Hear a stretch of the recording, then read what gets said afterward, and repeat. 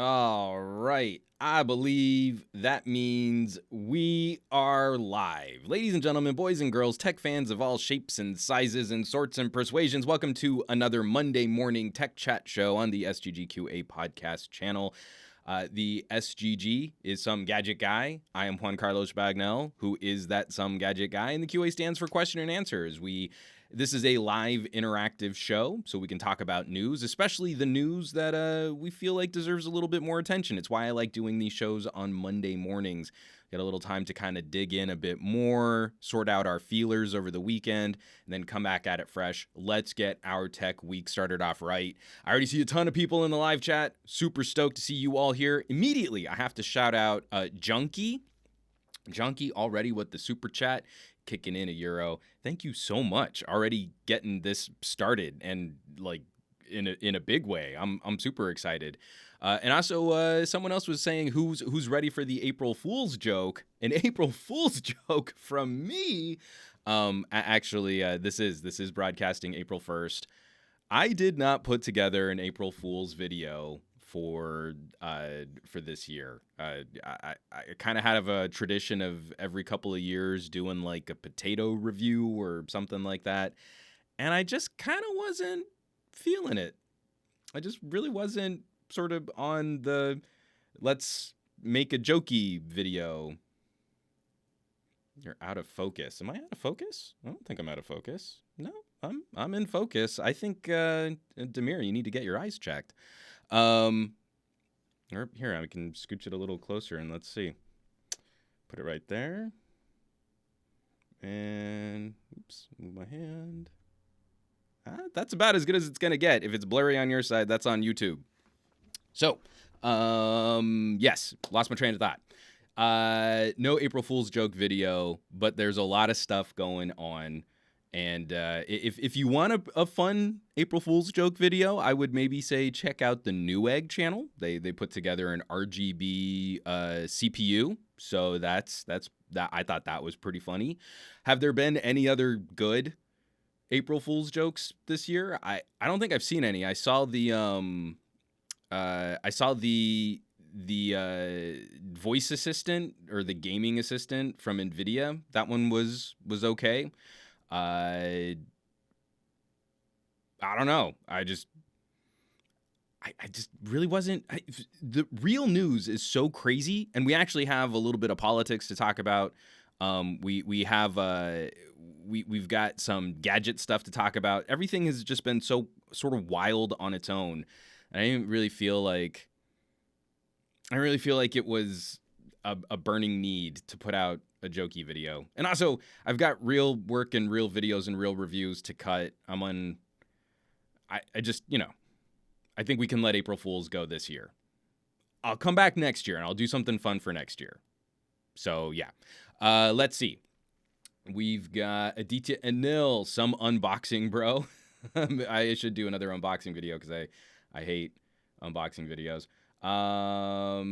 We've got Everin Malpica, Apple AirPower. That's an April Fool's joke right there. I'm actually, I can't even dredge up the snark. I'm actually really sad that AirPower was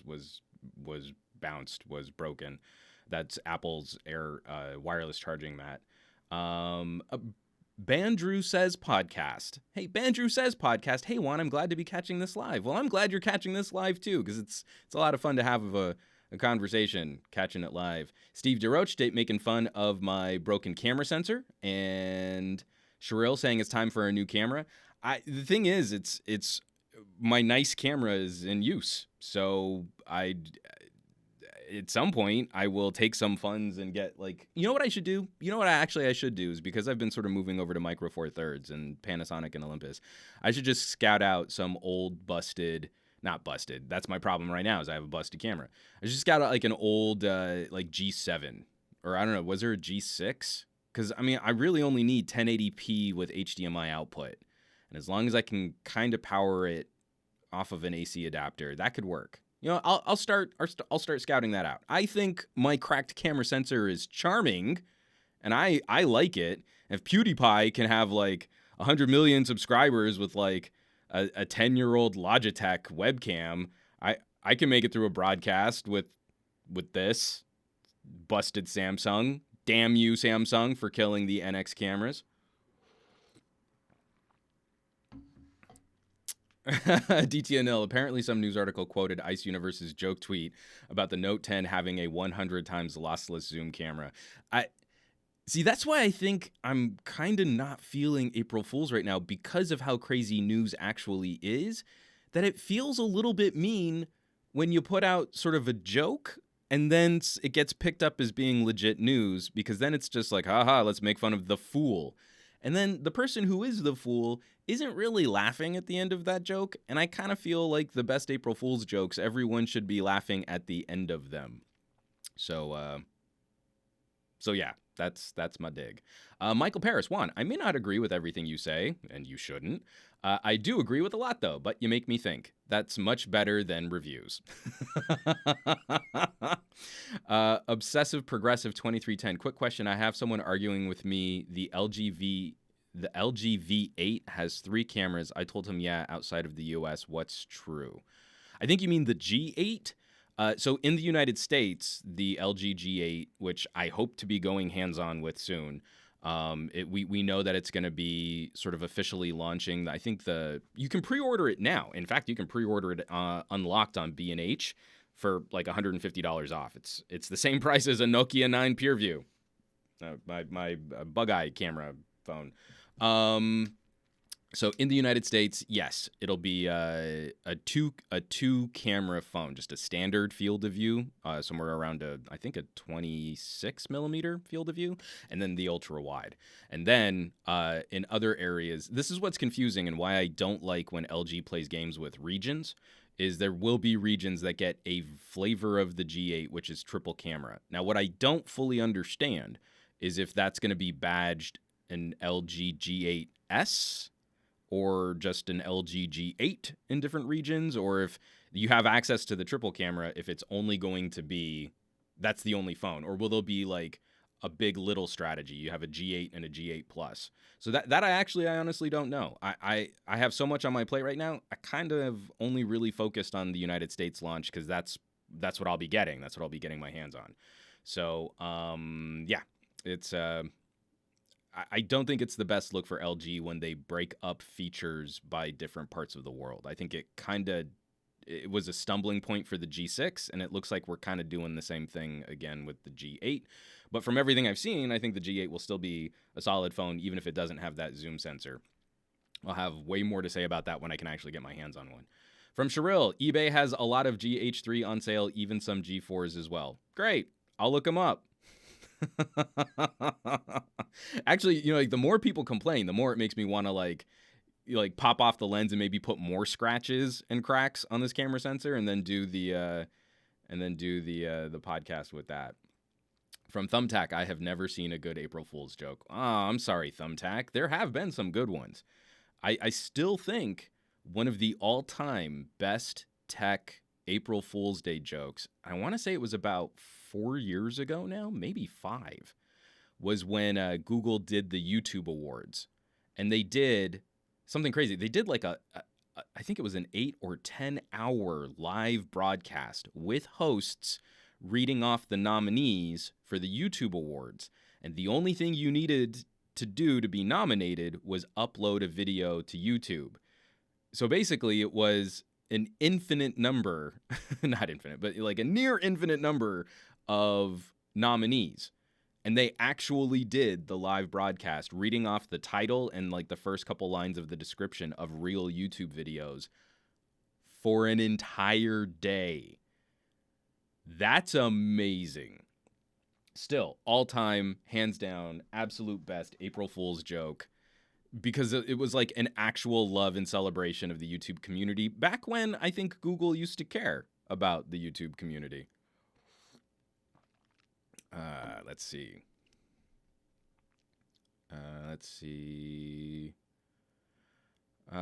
For sure, Real Abdul Rahman. Last one for me about the camera. Just saw someone selling the G5 for $139, body only. Cool. I'll check it out. from a DTNL. I switched to the out-of-the-box earbuds for a few days because my KZ's cables were damaged. Got a new cable today, and wow, the difference in sound is amazing. I fell in love with them all over again. I've got some more headphone reviews coming up soon, so those of you who are into decent mobile audio, I definitely want to stay tuned for that. Steve DeRoche, I want an LG G8 releasing worldwide. I would love to see. So like the LG G7 one was a good idea. Again, just some stumbling blocks with what they actually put in that phone hardware-wise. I think I would love to see sort of a return to the Google Play edition. Back, they tried that experiment where Sony, Samsung, I want to say, was there an HTC? I don't remember.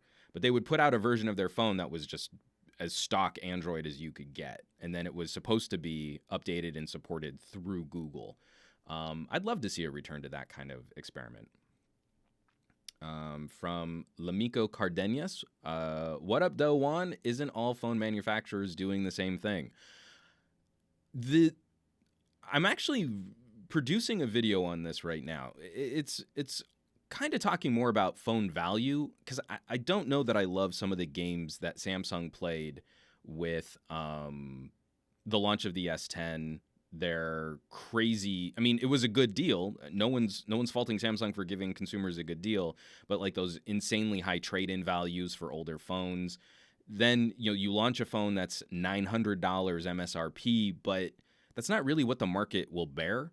A handful of people will pay $900 for that phone, and then carriers love it because you'll pay $30 a month for 30 months, for 2.5 years to pay that phone off. And you will pay full price for that phone, or you'll just constantly lease the phone. And you'll flip it and you'll never really own anything, but you threw all that money and all those taxes into using the phone that you'll never own. So, but we also know that the Galaxy S10 isn't really a $900 phone, and we've already seen now with those trade-in deals. I think they've ended now. They're just down to regular trade-in values and trade-in rates. That the prices of S10s are now sort of dropping in relation to that. So I mean, if you look up a Galaxy S10 on Swappa, it's a $700 phone, $700 to $750. So, and that makes sense. That's kind of what a Galaxy S series phone should cost if we follow the old track of when a premium phone was $600, and then it went up to like $650, and then it went up to $700, and that's kind of where we are now. A Galaxy S10 at $750 makes a lot of sense in my brain. But they can jack the price up MSRP so that it feels like you're getting a good deal when you get that phone for less. I'm having some issues with that. Short story long. I've already started rambling. We haven't even gotten into news. I haven't even gotten into housekeeping. This is ridiculous. But when we look at each manufacturer, I think we've all arrived on a fairly boring, glowing rectangle design. But that doesn't mean that there aren't some manufacturers out there still doing some fun and novel things. We're going to be talking a little bit about the internet's reaction to the Huawei P30 Pro. And that's a company that went from being something of an also-ran copycat manufacturer to now leading the way in terms of mobile smartphone imaging, smartphone photography. The G8's coming out, and everything I've seen looks like this will be the audio workhorse. Samsung is moving to some novel design elements, like they've got the hole punch instead of the notch. And I really like that they've built in decks, so that you can have a desktop mode on your phone. But they've walked away from things like manual controls for video, or, they've never included a dedicated night mode. So, you don't have your pixel fix if you're looking at a Galaxy. So while I feel like on the surface, we've all arrived at sort of a rounded corner rectangle 2x1 at least aspect ratio device. Aesthetically, phones have never been more boring. I feel like there are still some good differentiators. Like you still can find some ways to divide different manufacturers. It requires nuance. If all you do are watch YouTube reviews, where all they do is sort of regurgitate the specs list, you'll miss out on what might make a phone special. You'll miss out on why one phone should be for a certain consumer and not for another. Because right now we're sort of stuck in this winners losers. Does it have the highest, the most powerful current chipset, and can you get it for cheaper than an iPhone? Well, that's the winner, and that's going to do well for SEO. That's the wrong way to look at all of this stuff. I feel now that phones have plateaued. They are a commodity. Now's the time to really go through and see, like, what is the right fit phone for me? Maybe it's something crazy like a Razer phone. Maybe it's something more battery life and security focused like a BlackBerry. Don't make fun of me. The BlackBerry Key 2 is a baller phone. Not a baller mobile computing entertainment device. The BlackBerry Key 2 is still the best communications device you can keep in your pocket, and et cetera, et cetera, et cetera. And like, I'll go back to an LG. My V40 is over there on the table. If you want the best audio experience, and miss me with like, oh, my Bluetooth earphones are good enough. I don't want good enough when I'm spending hundreds and hundreds, almost $1,000 on a phone. I want the best. I don't know why people hate their ears so much. I like my ears, and I want that. Okay, so let's get into some housekeeping.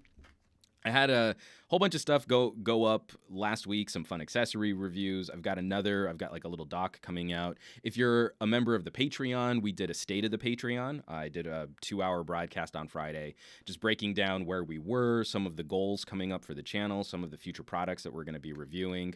I backed a Kickstarter for a laptop dock for my phone. I'm really excited about that. Hopefully that will show up when it comes, when it's supposed to release in September. So some really fun things there. And then the community jumped in. We had a really great chat just about where that Patreon project was going. But for this week, because it's April Fool's, I did want to put out a joke, not like a joke video or something to trick you, but I didn't want to completely leave the festivities. So I'm actually wearing it right now. If you've heard this show at all, you know how cranky I get about Apple commercials. Like, what's a computer? Because kids are way smarter than that. That commercial is for adults to make fun of kids and then give them iPads to shut them up. The recent Apple commercial, which has drawn my ire, deals with a photography concept. And that is the concept of bokeh, which is the word we use to describe the quality of blur from the lenses on our cameras. It's sort of an artistic ranking, but we use that word to sort of sum up all of that I just said in English. We don't have a word in English that directly relates to that. And of course, in the Apple commercial, you've got two white women talking about cutting a child out of a photo by using this blur. Did you bokeh my kid? Did you bokeh my kid? And it's in the dumbest American sound. It's a Japanese word. And I feel like because it's a word that defines a very specific concept, that we should at least make an attempt at pronouncing it somewhat close to a region-neutral Japanese. Bokeh. B-O-K-E-H. We don't really have a K-E-H sound in English in exactly the same way, so we've got to use metaphors for it. Bokeh. Two distinct syllables, not bokeh. Bokeh, did you bokeh my kid? And of course, because I'm of Latin descent, all I can hear is mouth, because boca raton, boca, mouth. So all I can hear is a white woman asking another white woman, did you just mouth my child? Did you just mouth my child? And that drives me nuts. It's like, I have misophonia, but that like is triggering. So I made a t-shirt. Yes, I made this. And again, I'm writing this anglicized, bokeh. I got it backwards. Bokeh. I'm reversed on my camera monitor right now. So this is hard for me to do the hand choreography. But yes, if I go into screen share right now, I'm putting them out for the month of April. They will be a limited run just for April. I mean, kicking off today, it's April 1st. And you too can draw a line in the sand and not let Apple define a beautiful Japanese term with terrible anglicized American guttural sounds, because that's not how this word is pronounced. So you can head over to SomeGadgetGuy.com. They should be showing up on YouTube videos. I don't know how that Teespring merch bar shows up, but you should see them on the videos there too. And then I've got a link built in there that you can actually check out on Teespring. And I'm doing 3 different versions. You can get them in men's cut. There's a sort of a general unisex t-shirt. I'm doing a female cut, women's cut, and then also in a premium hoodie. And this is what I'm wearing right now, is the premium hoodie. And it's really soft. It's super soft. I like it. I'm just going to sort of rub all over. And then Sharil Abdul Rahman, is the hoodie printed on the back too? It is. All of the shirts and the hoodie are double-sided. So there is the main helpful pronunciation guide on the front, and then the clarification on the back, because I wanted to do regional. So like Bokeh is also mouth in Portuguese. So we could have done that. And apparently I think like in Bangladesh, it's fool or idiot, which is even funnier to me. But I couldn't do like 10 different variations in 3 different cuts with multiple different colors.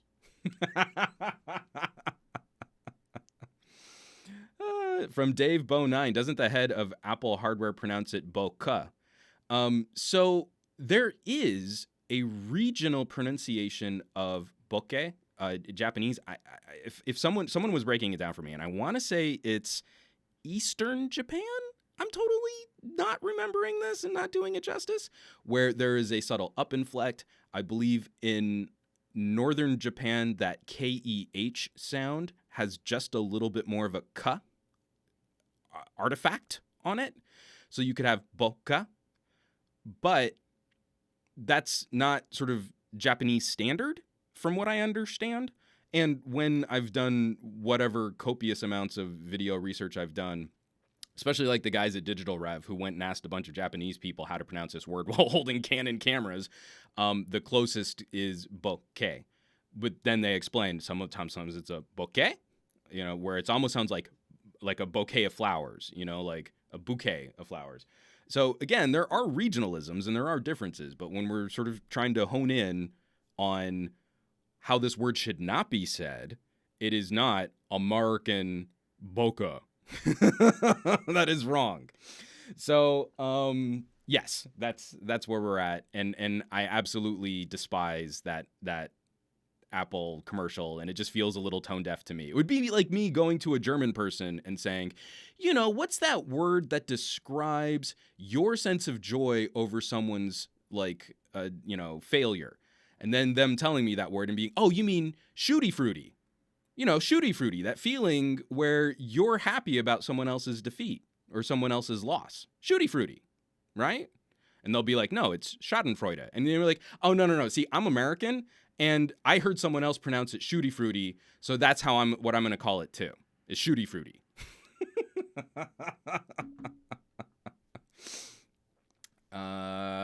Viper's in the house dropping some fire. What's up, Viper? Sharil Abdul Rahman, Viper is lighting up the chat. So, yes, I love language and I love languages and I like sort of the preservation of unique terms and concepts. I'll fight you about the word agnostic every day. But this is a labor of love, just a limited edition run. I'm not really making much on how Teespring does this, but I just felt like it was time to reply to Apple's commercial. So I'm only going to run these for April. I'm not going to make this like a permanent edition like the Megapixel mugs. The Megapixel mugs are here to stay because I'll be saying Megapixel in videos probably until I die.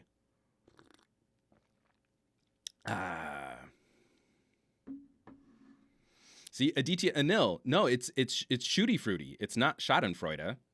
No. Because see, I'm American. I can say those words however I want, and then everyone just has to adapt to me, and then I'll tell everybody else on the internet why it's not a big deal that the word is mispronounced, because language can change.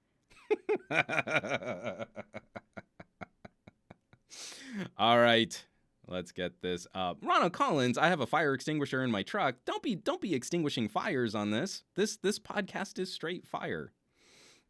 And Kyle Sousa, I'm sorry, but Shooty Fruity is now a part of my daily vocabulary. Oh no, I have done exactly that which I have pronounced to be against. I have become the villain. All right, folks. So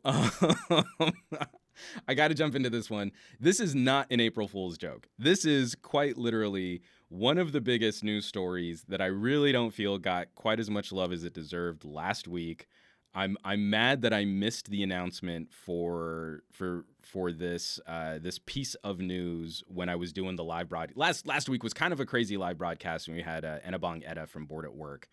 We talked a lot of Apple. There was a sort of a keynote that was a bit underwhelming.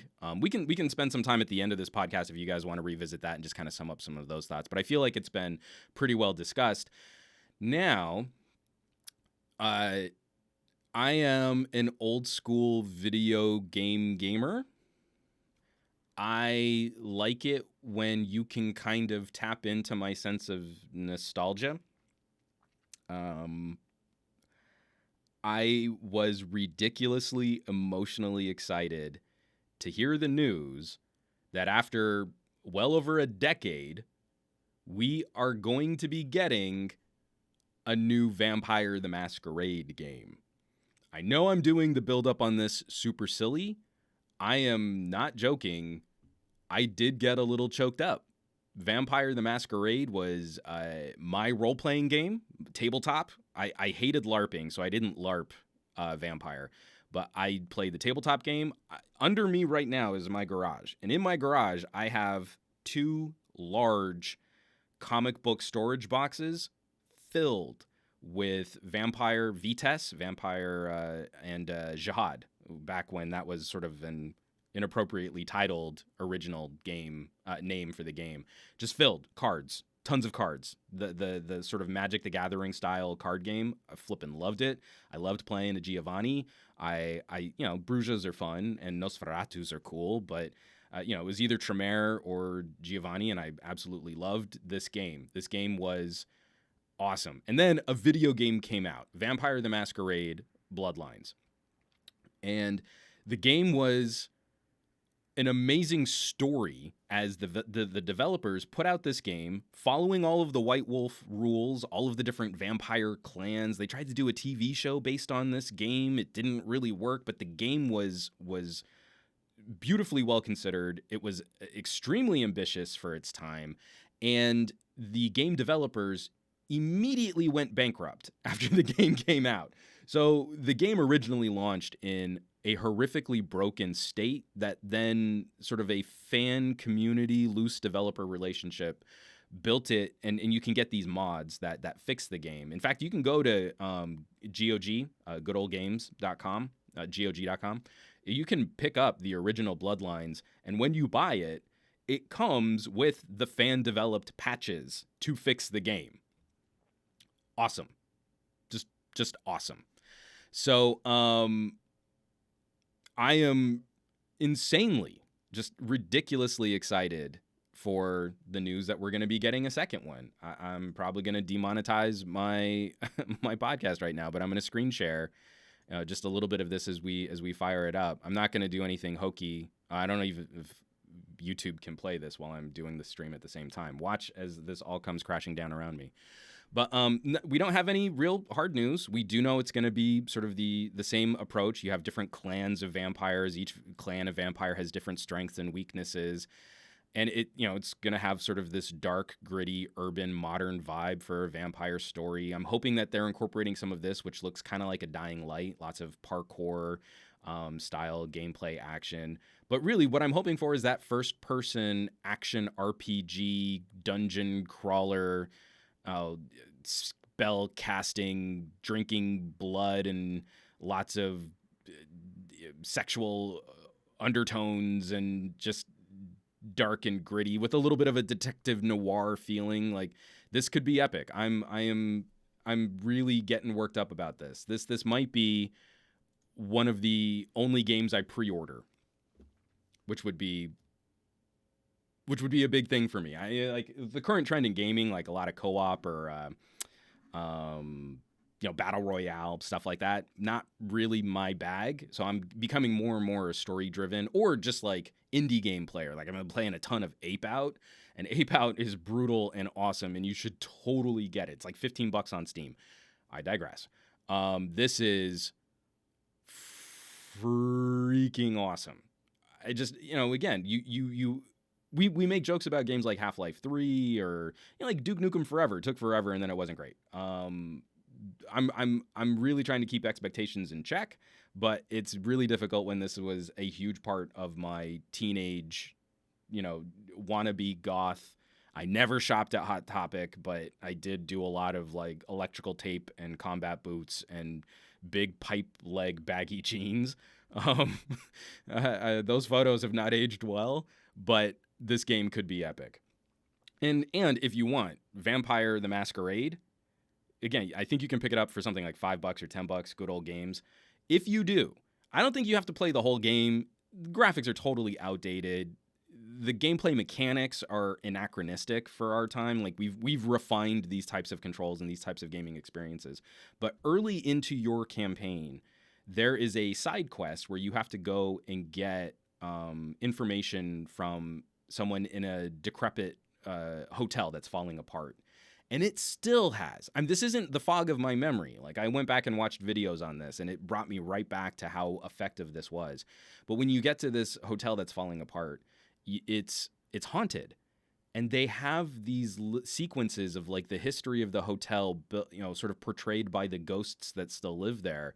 And the first experience you have is you're walking through like an old dark laundry room, and you see like a flash of like a little girl running down one of the hallways. And the game does it so well that it does feel like a ghost movie. Like, did you really see that? Did I just really see that? It's just a flicker. You can miss it if you're not watching for it. And those types of little gaming elements are just golden.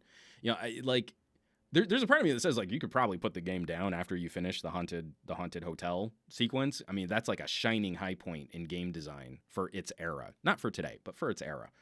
But if we can get back to any moments like that, you can kind of play with the first person perspective a little bit. You can kind of tweak our expectations, and you can deliver something that's actually sort of horror related. Then yeah, I'll be really stoked. So probably 2020. That's when we're looking for a release. I've sort of rambled on enough. And we should probably get into some actual news and conversation and chat. We got someone complaining about me not answering questions. Is that what's happening in the live chat? He says he's already unsubscribed, so I don't feel we have to spend any more time on that. But Aditya Anil is correct. We do a Q&A at the end where we can kind of bounce through some of these off topics. I know I ramble a lot, so join us at the end if you're still watching. Steve DeRoche, I still hope Valve will release a new game that's not a MOBA or a card game. They keep teasing us. They keep saying like, hey, we're working on these properties. Right now, I kind of don't want them to do a Half-Life. We fall into these traps where we think we want something. I want a completion to the end of the Half-Life story. I still feel like this is one of the greatest missed opportunities of the gaming industry is just to finish the story. And now we've gone so long that I feel if Valve were to try and just jump back in, they don't have the developers. They're rusty. They don't have the storyteller. They can't execute that game. They won't be able to execute that game like that should be done. So one of the writers put out his treatment for what Half-Life 3 would have been. And I'm kind of okay. I'm sort of satisfied with that for now. It brings in some of the Portal universe. It talks about moving people through time. Alex Vance is a critical part of like the future of humanity, and the man in the suit who plays an interesting role in warping our perspective. And Gordon Freeman, it's the end of his hero journey. Reading that actually got me a little choked up.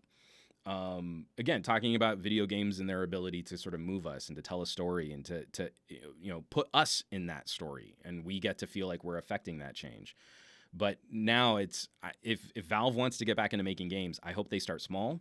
I would love to see them do some put out a dual stick shooter, put out a another zombie game, put out something, and get your sea legs back, get your experiences back, get your developers back on track, and then give us Half-Life 3 because the internet will explode. All right. Abraham Artemis. Oh wait. Sorry, the live chat just jumped way too fast. Ronald Collins, no confirmation on Half-Life 3. I have a friend who works for Valve.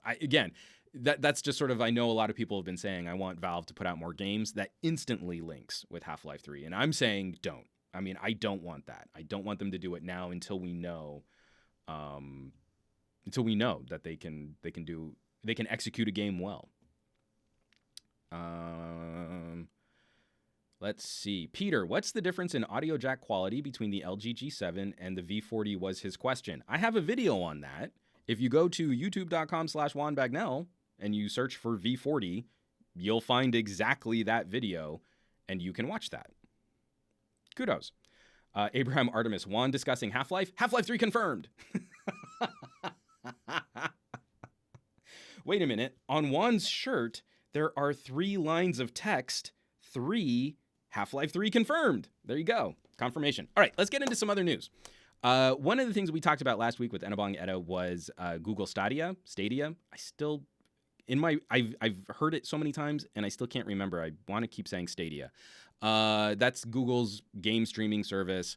I am excited about Stadia because I think Google will give us a brilliant proof of concept that we can do sort of a Netflixification for gaming. And then I wholly expect that Google will crash and burn on the long-term maintenance and upkeep of such a platform. I really feel like this is the domain of Microsoft, Sony, and Nintendo for now.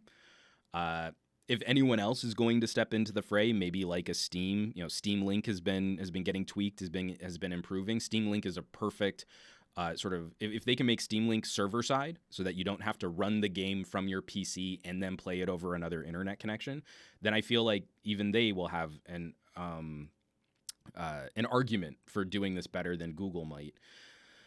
But I think the big, huge gorilla in the room, elephant in the room, whatever jungle animal is enormous and in the room, would be Amazon.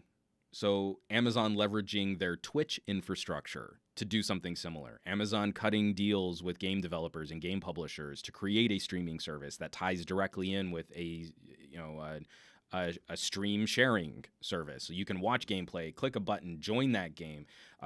Someone like top tier player, like a Ninja, could do an open invite and say, hey, we're doing this battle royale. I need 98 other people. Click, and the first 98 other people jump in and are playing directly with him right through their web browsers on a controller. I think Amazon probably has the best long-term potential for tying together various services and making gaming that holistic kind of feel. In the meantime, though, we already have subscription service from Microsoft and a subscription service from Sony on the PlayStation. I'm not super confident in Google's long-term strategy here. And one of the reasons why is because Google has a pretty terrible track record of keeping stuff around, which is one of the links that I found last week, which is just kind of funny. Again, April Fool's Day themed podcast. If you go to killedbygoogle.com, you will find 154 services killed by Google. And your landing page is Inbox by Gmail, Google Allo, Google URL shortener, Google Plus, Chromecast Audio, Google Search Appliance, Google News and Weather, Google Goggles, Google Site Search, Project Tango, Google Chrome Apps, Glass OS, Google Hands-Free, Google Spaces, Google Nexus, Google Showtimes, Project Aura, Nexus Player, Google Now. So it did just kind of crack me up. Sharel Abdul Rahman, wait, Chromecast audio is dead. You can still kind of find them, but I believe it is properly ended. I have one of those little fake vinyl looking disc Chromecast audio players, and it's pretty great. I love plugging it in. I've got it plugged into just a regular sound bar back before every sound bar had Bluetooth and Wi-Fi built directly into it, and it was awesome for adding sort of networking capabilities to existing audio kit. And it makes me crazy that these newer Google Home devices don't have any type of audio output jack. You know, the cheap ones, like a little mini Google Home Mini. That's the perfect thing. Put a 3.5 millimeter jack on that. Come on. That's such a no-brainer. So anyway, killedbygoogle.com. It'll be in the show notes too, but you can head over there and remember all of the things that we've lost. And I hate to put it out there like this, but I will be pleasantly very surprised if Google Stadia is not on this list in 2021. So I'll put it out there. By the end of 2021, if Google Stadia is not on this list, then I will bake Google a cake. Probably some type of strawberry cake with vanilla frosting. I've not had breakfast, and I'm really hungry. So, yeah, that's the gig.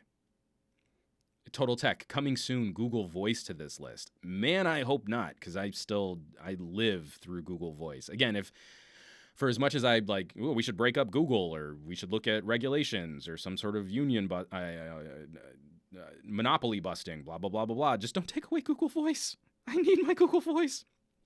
At least, like, if they can roll it over. Because I have a Google Voice number and a Project Fi number. And, man, those are good services. I like them both. Aditya Anil, hashtag some cake baking for Google guy. Steve DeRoche, some hungry guy. Aditya, yeah, I'm not a very good baker. But Steve DeRoche is absolutely on. I am absolutely hashtag some hungry guy right now. So, keeping on, from a company that has killed a whole bunch of services and products internally to a company that hopefully won't. So many people were talking about this story and sharing the story as if it were a bad thing for the outlook of this manufacturer. I really want to hear your thoughts in the live chat here. I thought that this was actually a good move. I thought that this was actually going to be a positive move. Let me go back over into screen share. And that's Sony is clinging on to the Xperia mobile division as losses mount. Okay, this is coming from WCCF Tech. That's a terrible headline. This is the first outlet I saw writing about it. That's why I'm sharing this link, because I saw them first. But ultimately, the takeaway from this article is not, Sony's just going to keep it. It's that Sony is going to be combining a number of their manufacturing divisions. Sony was like the last bastion of the old style of mega tech company, where the higher ups at Sony created sort of a culture of divisional infighting. We joked about this a lot. Like Microsoft, they would circle the wagons, but all the guns would be pointing inside the circle, not outside the circle. And Sony still feels a lot like that. In fact, Fat Produce, Andrew Wallace, 2 weeks ago or 3 weeks ago, shared that Reddit post where someone at Sony unintentionally admitted that Sony smartphone cameras were purposely kept in this weird limbo so that they wouldn't compete with Sony hardware cameras, that they would kind of rein in performance in some aspects, sort of gimp the app in some aspects, because if you wanted good photography, you would want to go and buy a Sony camera. So we can't have a good camera app on Sony phones. This to me would be a glowing example of a company looking at their current market share, their current market strategy. The fact that I think the Sony mobile division is currently costing Sony hundreds of millions of dollars a year. Like the losses are huge.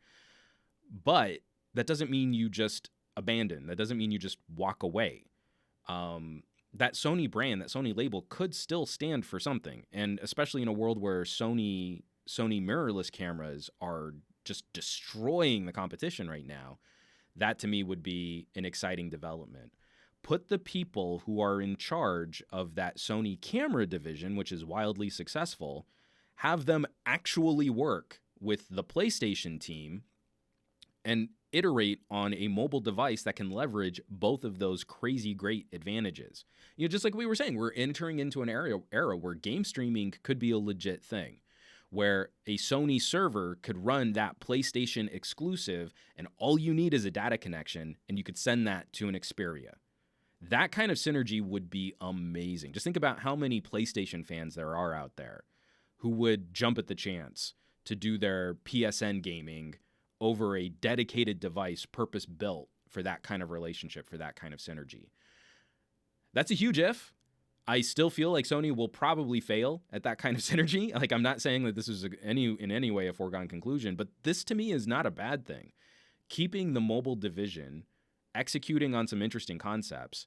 I don't know that I love the 21x9 form factor phones that they're putting out right now, but it at least shows some vision, some drive. They're trying to do something with Xperia phones. Not like when the XZ came out and it was like, well, we want to charge you the same, but we want to put in less expensive guts. And it would be nice to have this competition coming from Japan. Like, again, just spreading the wealth out a little bit, finding what regions make sense for these types of devices. But I just think that there could be such a huge overlap. This is the thing that I think Microsoft completely missed out on when Windows Phone was being developed, specifically Windows Phone 8. Windows Phone 8 should have been the Microsoft Office Xbox phone. You know, the phone that dad takes to work to do spreadsheets on can also be the phone that son can go and play his Xbox games on. Well, Sony could do that legit. The phone that has the, you know, like baller camera settings and the ability to tie in with Sony mirrorless cameras in a very organic way is also the phone that ties directly into your PlayStation account. That would be awesome. So, I'm hoping those things fit together. I hate having hope. But let's you know, what do you guys think? Is there an opportunity here? I feel like if the market is just sort of dominated by Samsung, Apple, with Huawei somewhere in the second or third place spot, and then we only sort of play the SEO game with a couple little upstart manufacturers or like a OnePlus or like a Google Pixel, then this is all super boring. But you tell me PlayStation phone, I get real interested again. You know, like playing Spider-Man on my PlayStation phone or playing God of War on my PlayStation phone. That to me could be a real good shot against like a Nintendo Switch, which, by the way, I do need to get a Nintendo Switch. I did not realize that they had revived Blaster Master. Man, this whole podcast is going to be me reminiscing about my video game playing youth. But Blaster Master is still my all-time top favorite NES game. And apparently they've been making new ones. I did not know this, and I have to play them on the Switch. So I might buy a Switch just for 2 Blaster Master games. That's so silly. Okay. Michael Upchurch says, hey, Juan. Hey, Michael. Sharil Abdul-Rahman, the X news of Sony integrating Xperia with cameras, audio, and TV can be a brilliant stroke of an idea. The PlayStation team is different, though. That's where I'm trying to say, like, if Sony's big corporate strategy mirrors what Microsoft did, you know, the Xbox division is still a different division from the Office division internally. But at the top, Microsoft corporate culture has been moving towards server side. Satya Nadella has done everything he can to make everything focused on services, Windows as a service, Office as a service, Azure, cloud, blah, blah, blah. But basically, he just wants servers up. And that looks like it could be the next paradigm for the Xbox, is the Xbox as a service, not as a big lump of plastic that sits underneath your TV. So if Sony can get the hardware under a team that's doing much better hardware, and then it can work with the PlayStation team to turn the PlayStation into a service, then that would be an amazing level of corporate synergy, which is why I also am saying I very much believe that they will probably fail at this. From Sharil Abdul-Rahman again, remember the Xperia Play? now would be the right time to do it. Folding phones, dual screen devices, the LG V50 with like a clip-on extra display. Same thing with like an Asus ROG phone, clip-on an extra screen, and you can use it for controls. Sony should be the company to destroy that. Should be the company to absolutely kill it. Sentinel 909, I remember when Sony first came up with their Z series of phones and were the only manufacturer with water resistance. They were so competitive once. I think they can get back there. I think any manufacturer can. I hope. Again, that's what's killing me is I have hope. Hope in the tech space is kind of a dangerous thing. Sherelle Abdul Rahman, you should wait on the Switch. Heard news, Nintendo will have cheaper editions coming out this year. Yeah, in fact, we're supposed to have some sort of Nintendo announcement in the coming weeks. And so I'm holding off for that. There was a great bundle at Costco, and I almost pulled the trigger on it. But if there's like a new Switch kit coming out, I'll feel better if I'm at least on the most current model of Switch, and then I can join the rest of the gaming community and having something that I should have gotten at launch, but I was afraid to get because the Wii U turned out to not be such a great buy. The Wii was great. Well, the Wii was good. I thought the Wii U was going to be awesome. It wasn't. I waited on the Switch. I shouldn't have.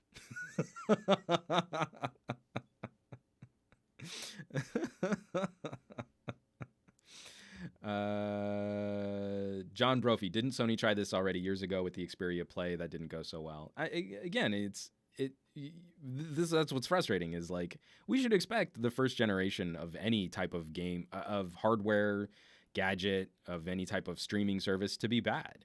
But what makes someone sort of a lifelong fan of a company is you iterate, you improve, you maintenance, and you build that community. It takes 3 to 4 generations of a product before anyone's really going to take it seriously, but that means you have to start somewhere.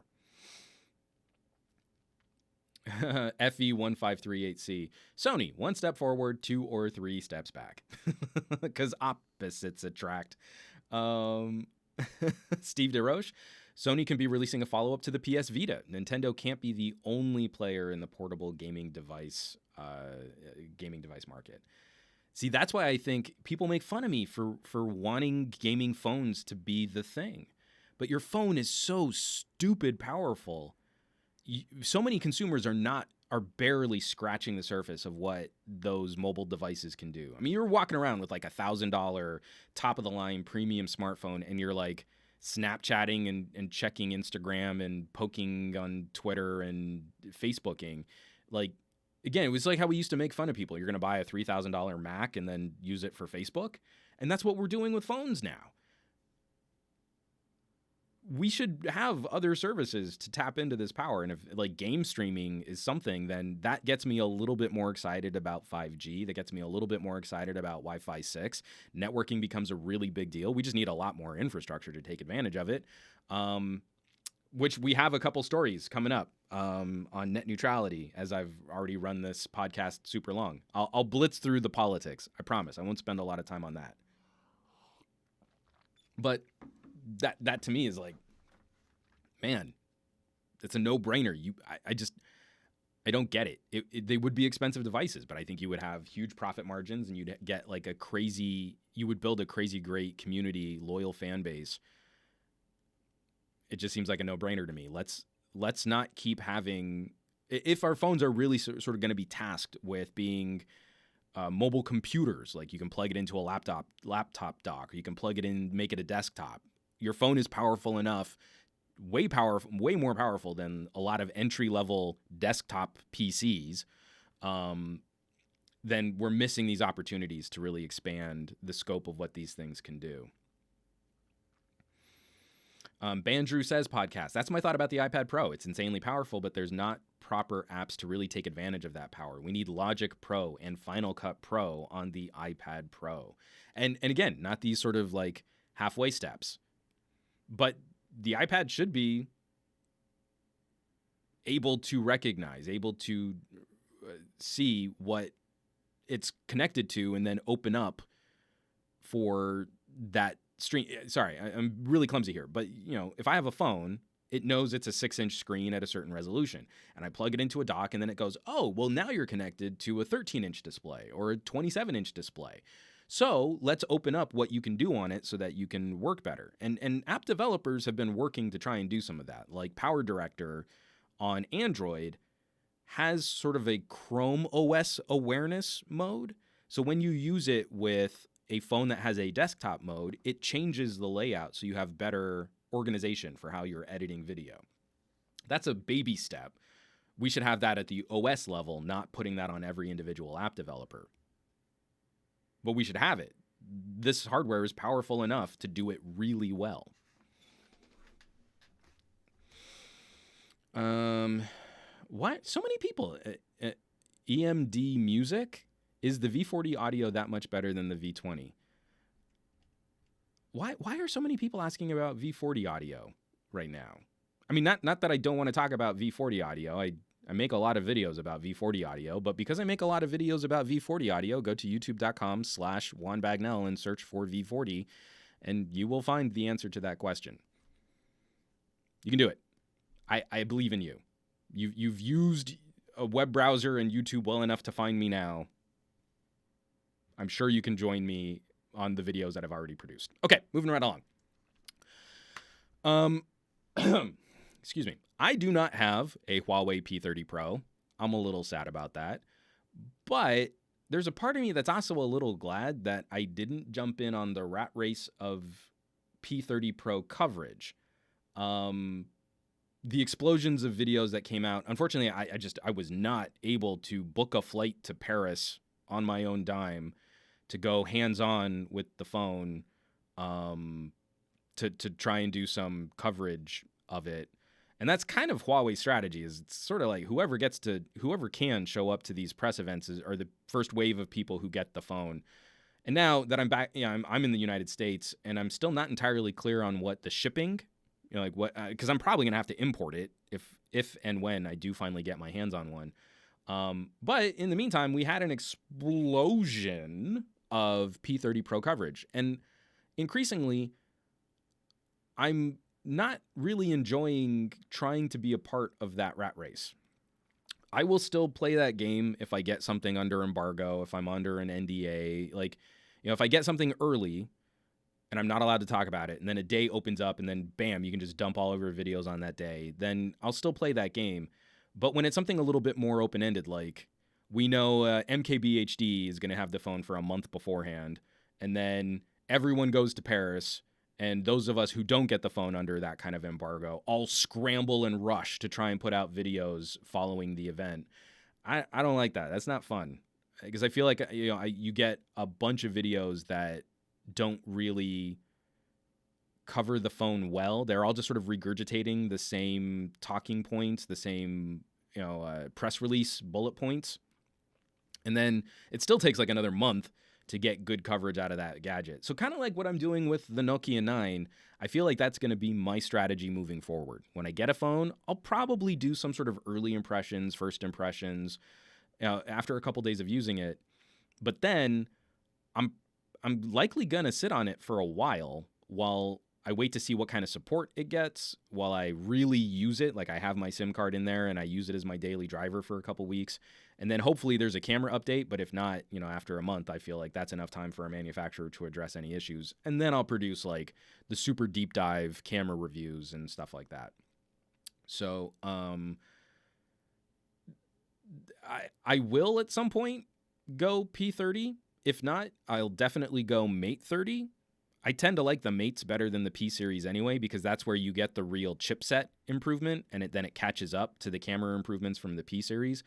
And while I like the Kirin 980, that's a great mobile chipset. It's right in line power-wise with the Qualcomm. It loses some fights for graphics. It wins some fights for CPU usage, blah, blah, blah, blah, blah.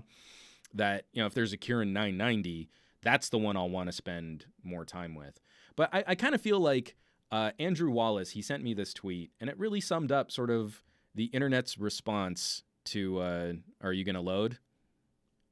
Come on, play the GIF. This is like the internet's response to the P30, and it's the slap, and the P30 just slapping fools, slapping cameras, slapping more, doesn't slap the Sony, slaps some GoPros, slaps an Insta360. Ooh, right across the face of a Hasselblad. So I enjoyed that. Andrew is like king of the GIFs on Twitter. He's my GIF pal. But yeah, so what I am really excited to see what Huawei is doing with low light photography. That was the main takeaway from their press announcement, was larger image sensor, smarter processing, higher ISO, all of those capabilities going hand in hand for normal auto mode shots that should start to rival what we can do with advanced software processing. And that's a fun arms race. Again, like if you care about photography, then there is an answer to that question of who should you be looking at, who is the best.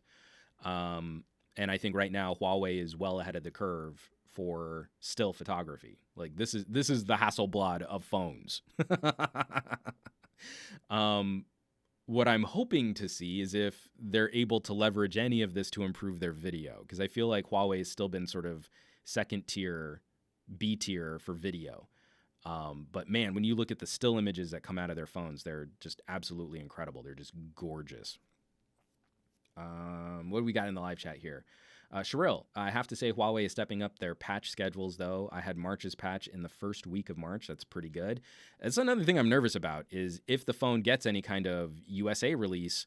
You know, my Mate 10 was sort of abandoned. It never really got any software updates, and the last update it got was to break our ability, or to hamstring our ability to sideload updates, which is super frustrating.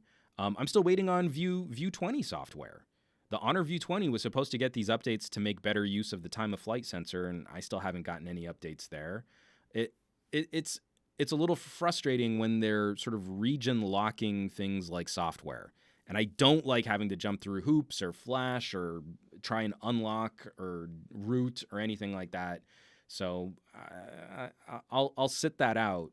It makes the phone a less solid recommendation. I might make fun of LG and Samsung for being terrible at software updates, but when they put out an update, it's not like, oh, well, you couldn't buy the phone in the United States, so now you don't get the update, customer. They don't play that game, at least. Huawei has played that game, and that makes me a little nervous about what they have to offer. I mean, it's also why, like, my View 20 coverage is, talking about the View 20, but, like, I'm kind of stuck right now. Like, regionally, we don't have it here in the United States, and that's sort of preventing me from continuing, like, actually using the phone. Tech Leathercraft, I feel like the 5x zoom is a good range. That to me is another major takeaway. Zoom on a phone is usually garbage. A zoom sensor is not a good solution for extra reach. Most of the time you're using that zoom sensor, you're really not, unless you're the only time you're sure to be using a zoom sensor on a smartphone is when you're in excellent light. Most phones, when you're in poor light, will either deliver a terrible photo if it does use the zoom sensor, or it'll kick you over to the main camera sensor and then just crop and use software to sort of fake the resolution. That's what happens on the V40. If you're indoors, you're using the main sensor, and you can get super close for amazing macro shots because you're not using the zoom sensor. And even the iPhone, sort of this like, or the best dual camera sensor system ever, unless you're not in direct bright daylight. I've shown the photo before. I don't have it handy right now, but I had six individual lights, 2 LED panels on the baseball on my bookshelf. And when I went to use the zoom sensor, it still took the shot from the main camera sensor. Like, I could not illuminate that baseball any better if I tried. So I'm not too sad. Like, the United States LG G8, not going to have a zoom sensor. I'm not really going to miss it that much. But I've always wondered why no one else had tried the experiment we got from Asus. The original Zenfone Zoom had a periscoping camera lens. So what you do is you mount all of the optics sideways. So instead of zooming out like a real camera lens, it doesn't, pop out of the phone. It zooms up and down, and then you have a periscope that just keeps the optics lined up with the camera sensor. So you got a little periscope right here. So if this is the camera sensor can see the lenses go up, and then a periscope pops back out. And so when you zoom, it just moves up and down. It makes for a larger module internally, but that's an ideal with a lot of merit. Unfortunately, ASUS used really cheap Hoya glass internally on that phone, and there was no way to get a good photo out of that camera. But the zoom mechanism worked really well. So you just need good prisms and good periscopes, which is what it seems like Huawei is doing here. Again, with that Leica partnership, that makes a lot of sense. That's a good solution there. So we've already seen that everyone that's been sort of putting out their videos have kind of all loosely locked into the same kinds of conversations. It's like having night vision, and you see great low light photos that are blowing up the image to look almost like daylight. And then also look at this amazing zoom. And the zoom is looking pretty good. I think this will be the first phone with some kind of zoom capability that I don't think will be total garbage for using that zoom. Not only not total garbage, like you'll get good photos out of it, so it's worth using. It's just a shame. Like, I'm looking around some of the other channels that have been putting out Huawei P30 coverage, and it's just not worth the work. Yeah, Bored at Work and a bong. They put out a video on gaming, and the internet is sort of collectively shrugging. Like, at the time, I think it's been out for about 5 hours. I don't know that it's broken 1,000 views yet. It's a channel with 250,000 subscribers on a phone that's supposed to be super hot right now, but it's not a part of the zeitgeist conversation. It's like everyone wants the same video about low light sensitivity over and over and over again. That doesn't make any sense. Talk about some other thing. What's it like to use the P30 Pro as a phone? Can the P30 Pro replace your desktop computer? How does the P30 Pro work for gaming? I hate that we get locked into these like one feature conversations on gadgets. You talk to a Pixel owner and apparently like, well, it's got night sight. Does your phone have night sight? I've got night sight. You're like, no, but I don't care about night sight. Can we talk about other things on the phone? Steve DeRoche, what's a phone?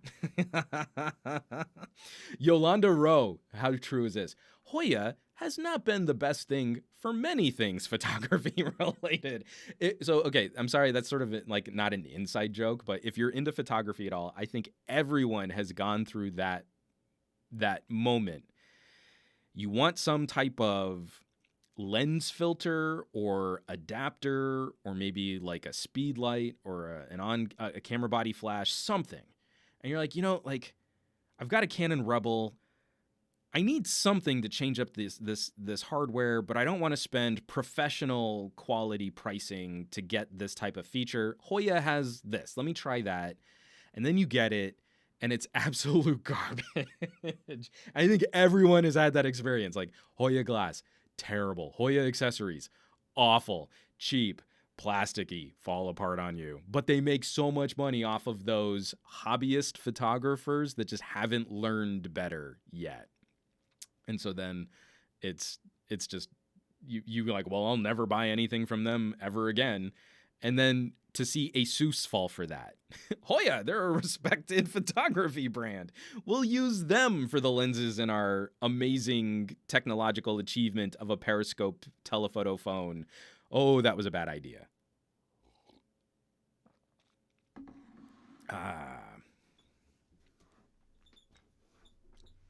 Let's see. From Doomer231, he says, hello, everybody. But Doomer231, I don't know about you, but the 8 megapixel 5x zoom is kind of useless when you have a 40 megapixel main camera on the P30 Pro.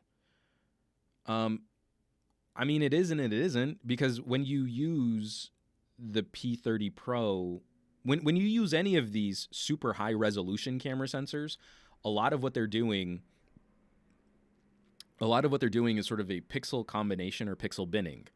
So, like you can look at the Honor is a perfect example. 48 megapixel image sensor, but really you want to use it as a 12 megapixel shooter so that it's a proper 4-to-1 pixel combination, because then it uses that additional pixel information to improve color, clarity, and reduce noise.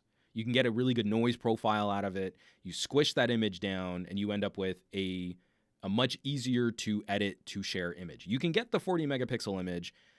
They don't typically look as good. That extra little step of JPEG processing to shrink the image down is where we get that advantage. And so with these 40 megapixel sensors, you kind of do want to keep it to the 10 megapixel output. So then you can also have that additional crop, take it down to an 8 megapixel still, and then you get that little additional zoom bump out of it. And when you get to like the crazy, like you can do like a 50x zoom, then it's just getting silly. You're going to end up with like a watercolor representation of tiny details in a scene that don't really exist. And their AI is interesting. Like it can kind of paint in information based on that neural processing unit. It can kind of make up stuff that's not really there to try and fill in the gaps. But really, I think that main, like that little extra bump and nudge, that's where I really like what you can do with software cropping. Because it's not just that you crop the image, it's that you're combining information and shrinking information and then using advanced software algorithms to arrive at a nicer looking image. That's kind of, like similar. You can look at a lot of the auto modes on Samsung and Apple, or take like a burst of photos. So you see people saying, oh, the iPhone has amazing dynamic range. Well, it doesn't. It really doesn't. It's just it's turned every photo into an HDR shot. It's just varying levels of HDR processing. So you get better highlights and you get better shadow detail, but it looks a little overly colorful and cartoony. It's because it's stacking exposures, not that the sensor really does have amazing dynamic range. I've rambled on about that enough. Art Dog, your views on the new hyped 48 megapixel cameras. They're really good. I have an Honor View 20 camera review. It's probably one of the best still photo sensors on the market. It's legit. If OnePlus doesn't, some of the rumors are pointing to the OnePlus 7 having that image sensor. That would be a huge improvement. A true half-inch sensor, 48 megapixels, outputting a 12 megapixel final image, and that we might get a time of flight depth sensor on the back. That would be mega. And especially if we can get that in the United States for around $600, that could be a destroyer. I'm trying to keep my expectations in check. It could be epic.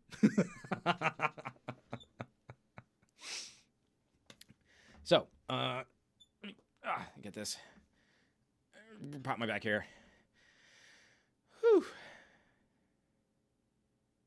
Oh, Goran Petrovic talking about Xiaomi and removing a 3.5 millimeter jack.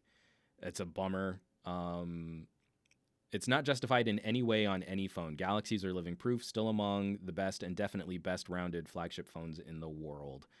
And then I just feel like, why are we making expensive phones more expensive by forcing you to buy headphones that need to work with it wirelessly? It's just such a bummer. And again, every time I can pull out an LG phone, I can pull out an LG V10 and be like, hey, this V10 with a terrible Qualcomm 808 chipset overheats and it's laggy and slow and probably didn't get the software attention that it really needed, can still can absolutely murk your phone for headphone audio. Enjoy. Anyway, I rambled on about headphone audio stuff. Okay. Ooh, Harris Beauty talking about Schneider optics. Who else had Schneider? BlackBerry. Yeah, the BlackBerry Priv had a Schneider lens. That was a real good lens for a phone for its time. Okay, I'm going to plow through a little bit of business and politics and tech news. So I see a bunch of people are still asking me questions like, hey, V30 or V40, wait for the V50. Steve DeRoche talking about Shooty Fruity, feeling good about someone else's loss or defeat. That's how it's pronounced because I'm American and I can change the pronunciation on any word that I want. So it's Shooty Fruity now. And Paco Street talking about different builds like glass versus metal. Save some of those comments. Let me blitz. I'm going to do this. I'm going to go fast. Got a series of stories here, 5G into net neutrality, and then we're going to cap. I really need to talk to you folks about Article 13. The European Union just approved what could be a terrible step for internet free speech, but is something that we still need to discuss the ramifications and the politics of. Okay. Hold on. Let me get some water. Going back into screen share. I take no glee in this, but I've been very skeptical about the upcoming launch of 5G. We have way too many people in the business sector and in politics talking about 5G like it's like a holy grail or something. This will not be the case. And we're seeing the early teething pains of getting this new network up and running as Verizon Home 5G is crippled by impracticality. This is a story from Android Headlines, written by Daniel Golightly. Verizon's planned 5G home network offerings may be utterly impractical to scale and take several years to roll out, according to a new report from New York-based independent research firm MoffettNathanson LLC. The assessment follows an analysis of the carrier's rollout in Sacramento. That's a very difficult area. Sorry, this is my addition. That's a very difficult area to launch wireless. In California, we're real bad about zoning and permits and stuff like that. Back to the article. Following 6 months of slow progress, which saw only up to 6% of homes gaining access to the network, making matters worse, only around 3% of homes within those areas actively subscribing to the service. I do not believe wireless services like this will be the solution for new home networking broadband. What we're already seeing is the number of antennas for properly supporting this type of wireless connection will be very expensive in infrastructure for an industry that's used to crazy, insanely high profits on existing infrastructure. When they're trying to build this stuff, Verizon has had a track record of, is it hard? Is it expensive? Okay, I'll walk away. Like a lot of companies do in this space, in this sector. We can look at their abortive attempts at getting FiOS wider throughout the country. A lot of that does stem from local state and city laws and ordinances that made competition more difficult. So if we're looking at deregulating this market, it's not a net neutrality question. It's a laws on the ground question, state, municipal, and city ordinances that you have to get around so that a Verizon could roll fiber out against a Comcast or against, at the time it was a Time Warner. This is not a good strategy. Verizon seems to be trying to position 5G as the home networking solution first, and then that'll expand for phones once more 5G phones come out. I don't think there is a winning strategy in this race, but I think the T-Mobile Sprint idea probably has a better likelihood of getting up and running and having a more noticeable impact on subscribers first. And that's where they're going to focus on mobile for 5G first. And then once that network is a bit more robust, they'll work towards trying to improve home networking and IoT solutions later. And I don't know what AT&T is doing because their 5G-E is basically just 4G with a different sticker on it. So that's neat. This is also backed up. I'm going to have both of these links in the show notes, but Tech Dirt also wrote up similar studies and similar experiences. Who wrote this one up? Carl Bodie. Another study finds Verizon's 5G is barely available and not scalable. So two very, very good reads. Android Headlines is the better one just to kind of skim, get the lay of the land. But you can always, I like Tech Dirt's articles. I mean, lots of quotes, lots of additional commentary. And again, 5G is going to be very difficult to launch in a way that in a way that makes everybody happy. I think we're going to be in for a huge market correction. We're going to have to make ISPs unhappy. I don't know what that's going to look like. Net neutrality is one fork of that, but then also like these industries have been milking consumers and governments for decades. We've been giving them tax breaks. We've been giving them preferred zoning deals. We've been giving them land grants. We've allowed them to tack on more fees onto our bill to facilitate network improvements that never come. We were supposed to have fiber to the home. There was supposed to be a fiber rollout. And that's one of the next article that we're going to just blow through here real quick. Please read this editorial from the EFF, the Electronic Frontier Foundation. Let me pull this up here. This is written by Ernesto Falcon. The U.S. desperately needs a fiber for all plan. I do not believe that this is not from the article, this is me. I do not believe that there is a broadband solution to democratize internet access that does not include fiber to home. I don't believe we can fix this problem with 4G and 5G wireless. We need a cable plugged into our homes to facilitate this type of bandwidth.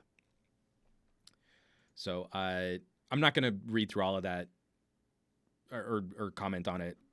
If you've been watching my podcast, you know how I feel about fiber. It's not just the data. I mean, that's one thing. I want gigabit. It's ridiculous in Southern California that I have a 20 megabit upload, and that's the fastest I can get. We need real solutions for any industry: healthcare, telecommuting, education. This stuff has to improve. The best way to do that is to run a cable and plug your home into it. And then that could serve as the backbone of a future energy grid. So if you're in the United States and you worry about the security of the United States, you should be very concerned about our energy grid. And that's why Chattanooga, read up on Chattanooga, Tennessee. They got a grant from the Department of Energy to roll out fiber because it's way easier to manage electricity when you've got much better communication between source and consumer. And I just got a pair of super chats.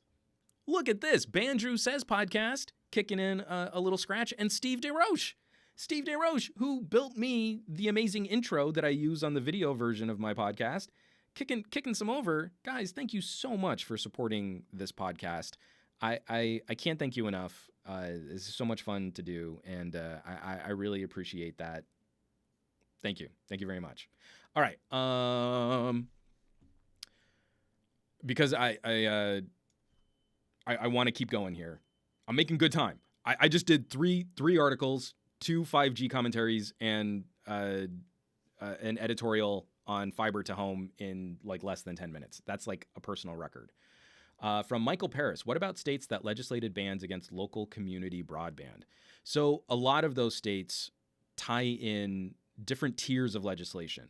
So you get like preferred zoning, and then that can act as a barrier. That can act as a barrier for other companies coming in to compete. And then you also have that sideline of like, well, we also want to make sure that the residents of that area can't vote to make their own broadband. And so every state, you go state by state, it gets more and more difficult to kind of untangle what are the different laws and statutes that prevent someone from competing in the broadband or the ISP space. Tennessee is an amazing example of that. Chattanooga was able to get a municipal funded broadband initiative up. They had a grant from the Department of Energy. It's been wildly successful. I think they now offer a 10 gigabit plan for businesses and a 1 or 2 gigabit plan for consumers. Their 1 gigabit plan is less than my cable internet here in California for true duplex gigabit. But after they got that up and running, and after it proved to be very successful with the residents of Chattanooga, Marsha Blackburn and the rest of the Tennessee local government decided that that would be bad to have that be available for everyone in Tennessee, including rural rural residents of Tennessee. So they wrote laws to block any of that competition. And it's harmed most of the companies, ISPs in Tennessee, to the point where they're still debating doing taxpayer-funded perks for ISPs that want to do business in Tennessee. So they stopped municipal broadband. That hurt companies trying to do business in Tennessee. And now they're looking at spending even more taxpayer dollars to try and woo ISPs to compete more, which is ridiculous. It's just so silly and dumb, and I hate it.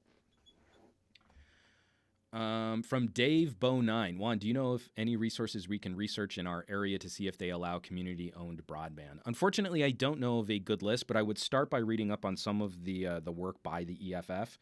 They've been pretty aggressive at sort of lobbying for different types of broadband equality. But unfortunately for me, I end up usually just doing sort of gross generic Google searches and then working back from there to see what states are working on which initiatives, which kind of plays into the next couple stories that we've got because we're going to talk about some net neutrality stuff here too. From Michael Paris, yes, they allow Chattanooga to keep it, I guess because of pre-existing, but almost impossible for everywhere else. And from Yolanda Rowe, it's yet another reason that I despise the now senator. Yeah.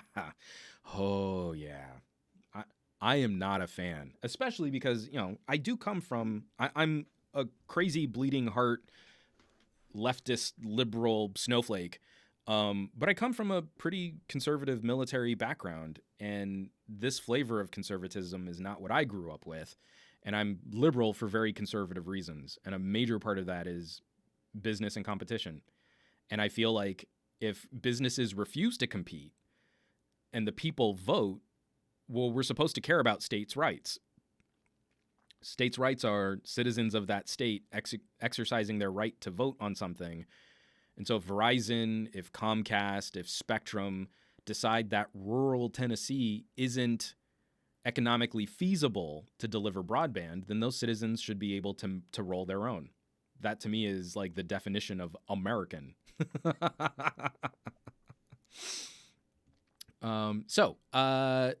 Let's kick into some net neutrality real quick. I'm not going to spend a lot of time on this because for me producing a 2-hour podcast every week, I'm going to ask you to do some homework listening on your own. And listening that could take you another 2 hours. I apologize in advance. It will make you very frustrated, regardless if you're liberal or conservative. But I kind of need that little itch of frustration to talk about where we're at with net neutrality. So again, I'm front-loading an apology, but please listen to this stuff because I think it's critical for the health of our democracy, and especially if you're a geek and you get into tech stuff and you just want to smash your keyboard into your face or like chuck your phone across the room, you at least need to know why.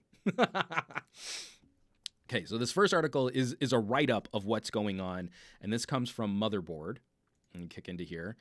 Bill that would restore net neutrality moves forward despite telecom's best efforts to kill it. Last-minute attempts to weaken the proposal failed as bill now moves towards a showdown in the House and Senate. This is from the article. Who wrote this? Oh, Carl Bokeh. Carl's just filling out my podcast this week. Good job, Carl. Last month, Democrats introduced a simple 3-page bill that would do one thing: restore FCC net neutrality rules and the agency's authority over ISPs, both stripped away by a hugely controversial decision by the agency in late 2017. Tuesday morning, the Save the Internet Act passed through a key House committee vote and markup session, despite some last-minute efforts by Big Telecom to weaken the bill. Now, what's so inadequate about our ability to report on these types of subcommittees, debates, some testifies before Congress, there is a certain pageantry which happens in our political machine. And that pageantry creates exceedingly long meetings. So the next thing that I'm just going to click back over into screen share real quick here to show you is this is the actual, I'm going to link to this. This is on Vimeo. The House Committee on Energy and Commerce, room 2123. This is the full broadcast of that meeting, and it runs for 2 hours and 20 minutes. The first third of this are House members basically acknowledging each other's presence and then getting very brief, 2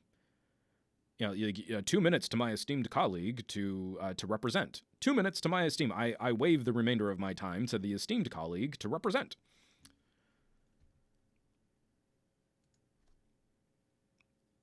So much of the reporting on what happens in these subcommittees is drawn from that initial pageantry. You don't really get into the meat of what's happening until you get 90 minutes in. And then you finally start getting into the nitty-gritty, the brass tacks, the wonky policy stuff.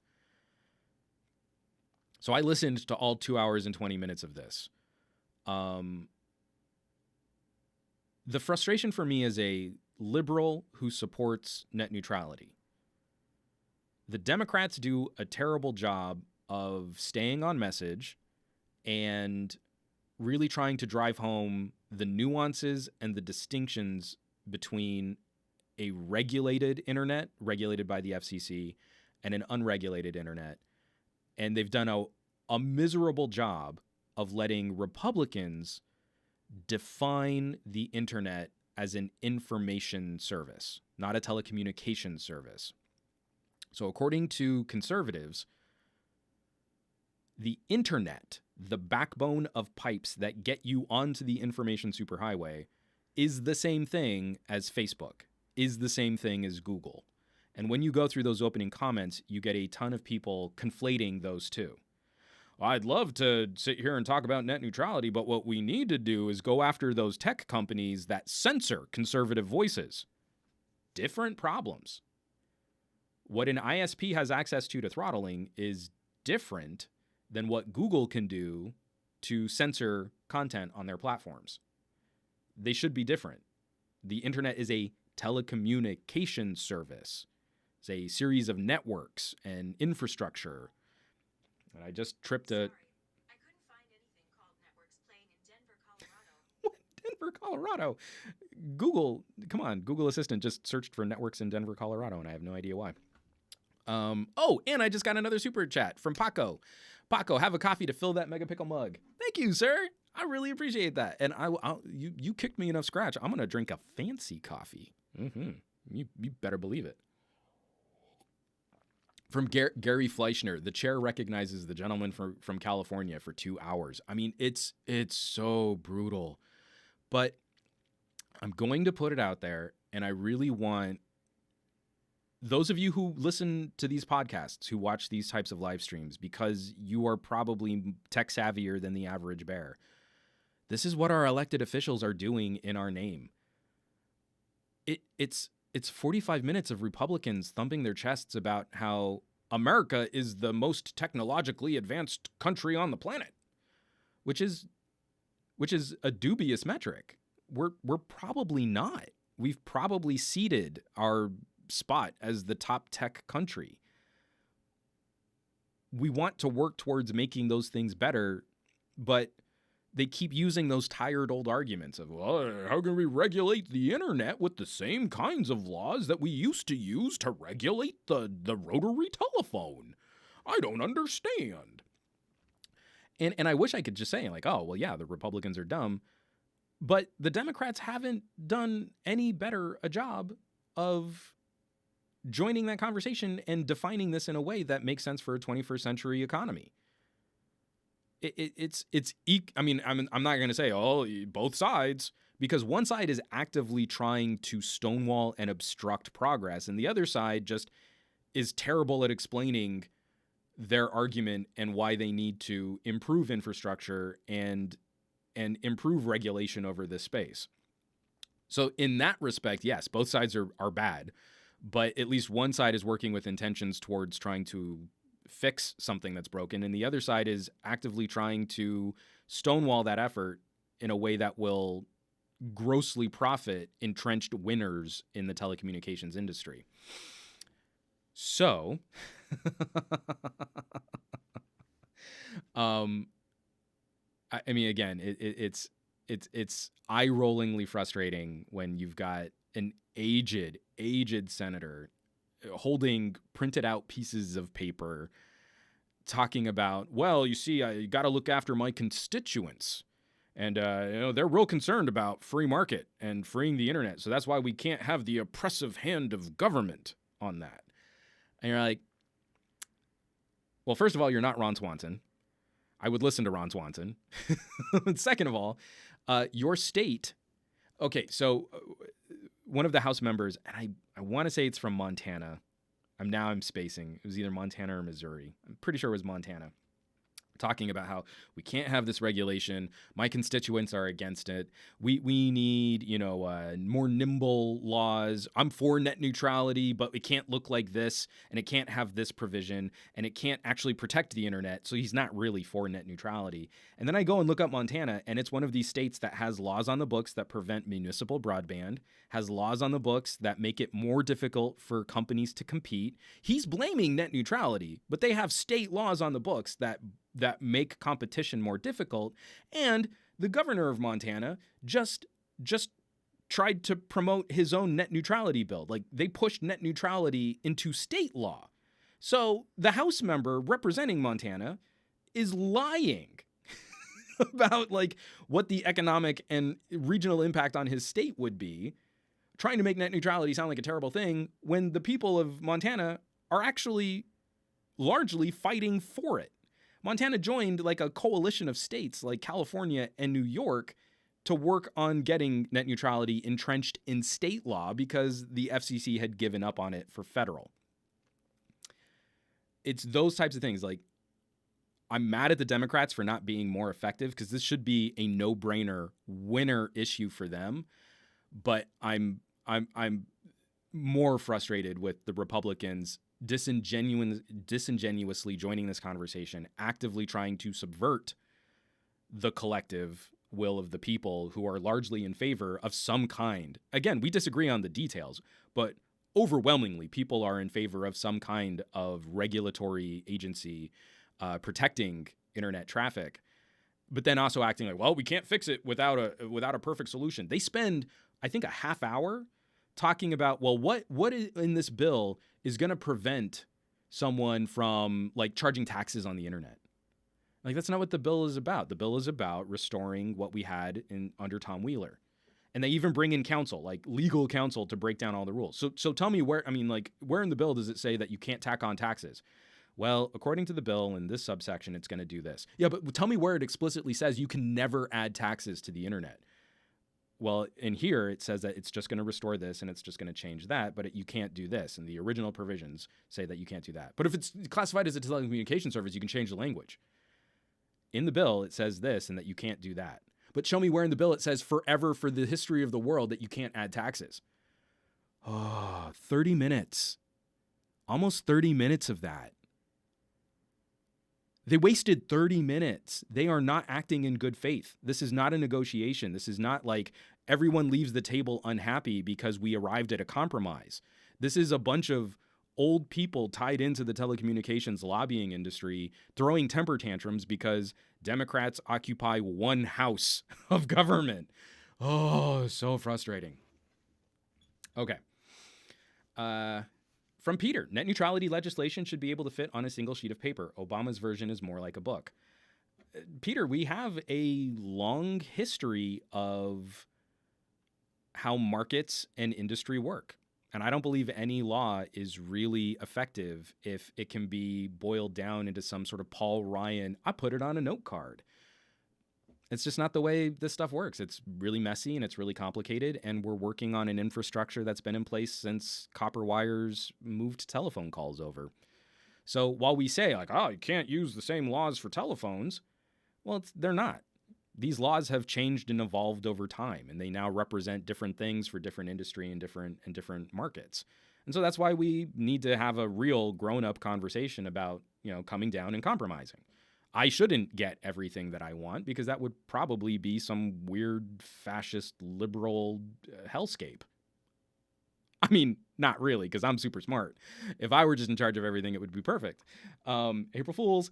But that's not what we have. We have a whole side of the aisle that is not here to act in good faith. They're here to stonewall and obstruct and to break things. And so their argument, government is the problem, is true because they are actively making it the problem. But I think this is pretty cut and dry.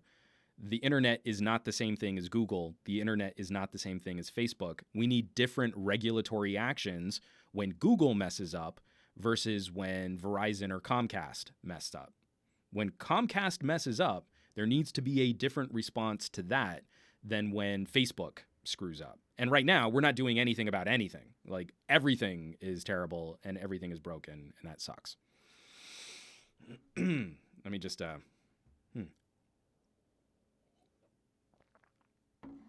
From Peter, all data must be treated equally by ISPs. There, a sentence. Okay, so data can be equally treated by all ISPs. But when I have a business relationship with a content provider and a business relationship with the consumer, well, I can put a data cap on the consumer, right? It's all treated equally. So we'll have caps on consumers. The data is treated the same. The legal definition of treat data is it can be on our network. So now I've got a team of lawyers that are going to fix that, and then that's how that goes. And you can keep going down that rabbit hole, and that's why this stuff actually needs to have this stuff spelled out. There used to be, like, I feel in years past, generations past, when we talk about like the Nixon administration or the JFK years, so much of our government sort of existed on these agreed upon standards that weren't codified, that they weren't built into laws. And so there were just sort of patterns of behavior. They were rituals, or they were things like that like we just all agreed on. But in this age, because some of these things weren't codified, weren't written into law, they were just like good form, polite manners. Now, unfortunately, I think we actually need to spell this stuff out, because so many of our elected officials are using this stuff as loopholes to get around things that we used to take for granted. And that, I think, is doing a disservice to our political machine right now, to our democracy. And now we actually need to sit down and spell out, like, it just used to be sort of accepted practices that we would have insight into a president's financial situation and make sure that they weren't co-opted by a foreign interest and that they would give up their business holdings to focus on running the country. Now, apparently, because it wasn't ever really a law, now we need to make it a law because someone is taking advantage of what used to just be a goodwill or a good faith effort in serving their country. And that's frustrating, because laws suck. We want less of them. We want them to be finer. We want them to work more effectively. But unfortunately, we have people that, just because it's not against the law doesn't mean it's ethical. Oh, I got another super chat. Rory. Can you pronounce my name this week, Juan? No, everyone knows if you've been watching this podcast, I'm terrible at pronouncing names. Rory. Steve DeRoche. I thought he said rural at least once already. Oh, Steve. Steve's just salty that it took me like 3 years to get close to pronouncing his name. From Bandrew Says Podcast, treating data the same is what led to the issue with firefighters not having data access when they were fighting wildfires. Yeah. Again, we have to think like blood-sucking lawyers. As tech geeks, we want to have the good faith. Data should be empowering. Data should be democratic. We're going to be talking about Article 13 here in just a bit. Again, another example of how this stuff can kind of blow up in our faces because we take some of these human aspects for granted. We need to start thinking like bloodthirsty lawyers. Blood-sucking lawyers. We need to start thinking like lobbyists. How would we convince a politician that this is in their best interests? And that's where we need to start focusing more of our attention and conversation.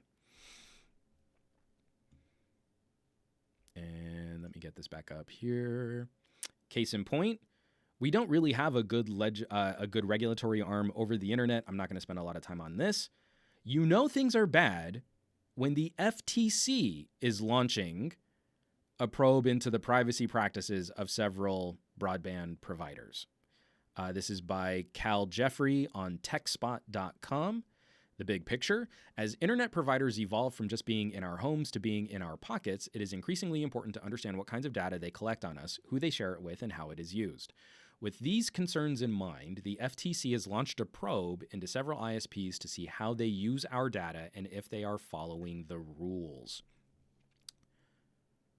Here's one of the main reasons why I believe the FCC should be in charge of regulating the telecommunications space. The FTC mandate is not very well empowered.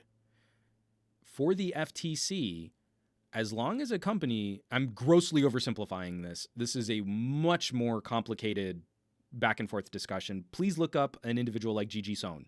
She breaks this stuff down amazingly well in interviews. She has one with To the Point, Warren Only, where she laser scalpel delineates the differences between what FTC regulation looks like and what FCC regulation should look like.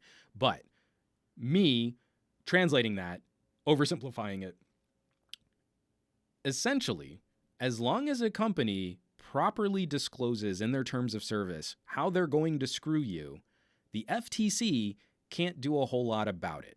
So when your end user license agreement changes, because they can change the contract, a telecom can change their contract with you at any time, and you have to agree to it if you want to keep using their service. The only other thing you can do is not use the internet. That's not a solution. But as long as they're properly disclosing to you that they're going to throttle your connection, that they're going to put on a data cap, that they're going to interfere with your data, that they're going to take packets of your data and sell it off to marketing companies, they can do it. If the FTC is investigating telecoms, that's how bad the situation has gotten. If they're found guilty of any kind of fraud or any type of manipulation or any type of privacy concern, that they just didn't even bother changing their terms of service or their end user licensing agreement. That's how brazen the telecommunications industry has gotten, which is ridiculous. Do we have a spammer in? Hold on. Let's see where.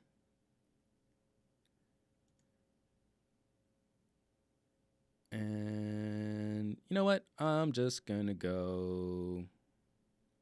Boop. All right, let's see if that helps. Okay. So, little pause there to do some internet censorship of my own. I like censoring people on the internet. But yeah, if the FTC is actually getting involved in something, it means that the telecommunications industry, because it's not just like Comcast, it's everybody, AT&T, Comcast, Google Fiber, T-Mobile, Verizon, everyone is getting investigated right now. And again, there isn't even any smoke here. This is sort of a proactive investigation of business practices and privacy, how they handle privacy situations. But if any are actually found to have violated their terms of service, that's ridiculous. The FTC can't really regulate this space to the effectiveness that we would hope for protecting something like net neutrality or data privacy, data security. So that'll be really bad. IMO. All right, folks. Real quick before we get to Article 13, I know I'm running a little long here already. I do need to check in real quick. Again, my weekly initiative talking about trying to build a community to help support smaller and content creators who deserve a bit more attention. I am, of course, talking about the subreddit r/glowing rectangles. We've had a few new people joining. Again, it's like we're getting like 5 to 7 subs every week, which is super slow organic growth, but it's real growth. People that are actually finding the subreddit, participating on the subreddit. And now we're getting a few more people actually sharing new content providers, people that I've never seen before. So I want to show you. What's exciting is someone who's never been posted to the subreddit before is one of the top picks this week on our glowing rectangles, and that's Techno Minute posted a retro review of the Game Boy Advance SP in 2019. And that was the top upvoted story on glowing rectangles that week, and actually got a couple comments. Look at that. People actually participating and engaging with a post about the Game Boy. That's really exciting. Some dork did a video about a camera grip showing off his Nokia 9. So that was also pretty well upvoted. And then there was a tie for third place this week on our glowing rectangles. This is D. Nimin. Does some phenomenal tutorials for content creators, like how to improve your YouTube metrics, how to make your thumbnails pop, really digging into YouTube algorithms. But he's just got a great handy little video, how to enable dark mode on Twitter. Again, like dark modes should be way more pervasive in our smartphones. I hate when I open up an app and it's a blinding white page with tiny black text. And then tied with him for this last week, oh, actually, I just got another upvote, so we have a three-way tie. Tied with him is how to replace a damaged or broken Whitestone dome glass on your Galaxy S10. I have to pop off the Whitestone dome on my wife's G7, so I'll be watching this video from TK Bay. And then Gary. Gary explains with a speed test comparing the Huawei P30 against the Samsung Galaxy S10e. And I believe he's got the Exynos S10e against the Huawei P30 with his speed run there. So some great videos starting to rise to the top. You know, the cream rising to the top of the thing with the stuff. I don't know what that metaphor is. I tried to land. I couldn't stick the landing there. But yes, our glowing rectangles, we're trying to build a little mini community of support for people promoting new channels. It's exceedingly frustrating to me that YouTube keeps moving the goalposts on new creators, making it more difficult to monetize their videos. And then on top of that, YouTube pays zero attention, very little help for discovery. I can't remember. I want to say it was GameSki. I just subscribed to another YouTube channel. No, I've been with GameSki for a while. I just subscribed to another YouTube channel last week, and I want to say they only had something like 3,000 or 4,000 subscribers. And so I click subscribe, and I instantly get, the little pop-up from Google, like, oh, here are some other channels that you might be interested in. And every other channel had at least 2 million subscribers. I know for a fact that there are other content creators out there making similar content in the same ballpark, 1,000 to 5,000 subscribers, who need more attention, who need more discovery, who need more eyeballs on their content. But as soon as I subscribe to one of them, who does Google put up under my nose? Unbox Therapy, MKBHD. It's getting kind of gross. So if we can work together as a community, I mean, I put together a subreddit. You can interact with the subreddit. You can help us upvote. You can drop comments. There are ways that you can do that there. But outside of that, it is not enough to just passively watch new content creators. Giving them a view doesn't really help us keep a growing, healthy, diverse conversation going. And if we want to only pay attention to stuff that's already popular on YouTube, that's why when a new phone comes out, you get 20 versions of the same press release just shot by different people. If we want that to grow, if we want to get different content, different perspectives, and actual analysis from different points of view, we need to do more than just watch. We need to share, we need to comment, we need to engage. I'm trying to do that with the subreddit, but even if you don't want to participate on Reddit, do it yourself on Twitter, do it yourself on Facebook, on social media. I almost said Google Plus. How funny and sad is that? And we got a pair of super chats from LeBaron Burton, kicking in some scratch too. Guys, I might even go supersize at lunch after this podcast. I'm pretty excited about this. And LeBaron Burton punching it in. Thank you, sir. I really do appreciate it. That's awesome. And again, just you guys are showing me a lot of love on this podcast, and it means a lot. From Aditya Anil. Oh wait, no.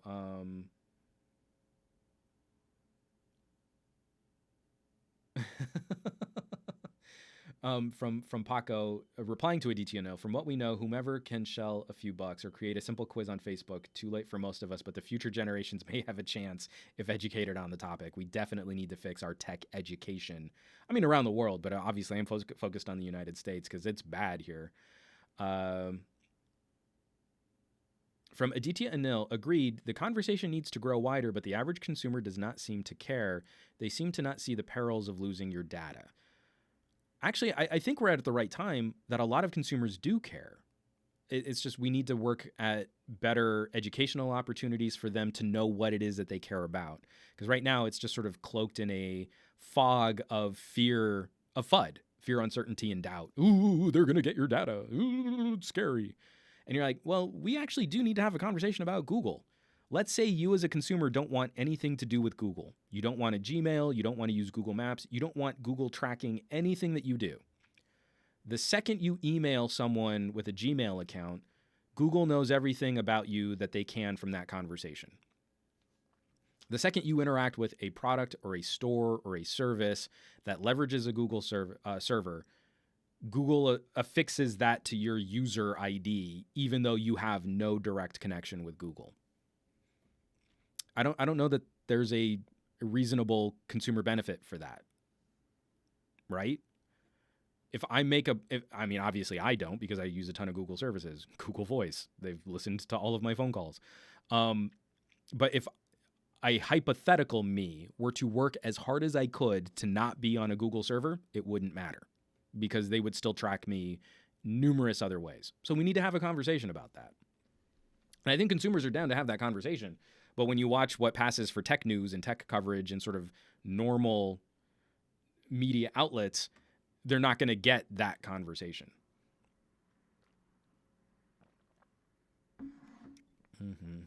Tech-ucation. Fat Produce, I'm probably going to say tech ed.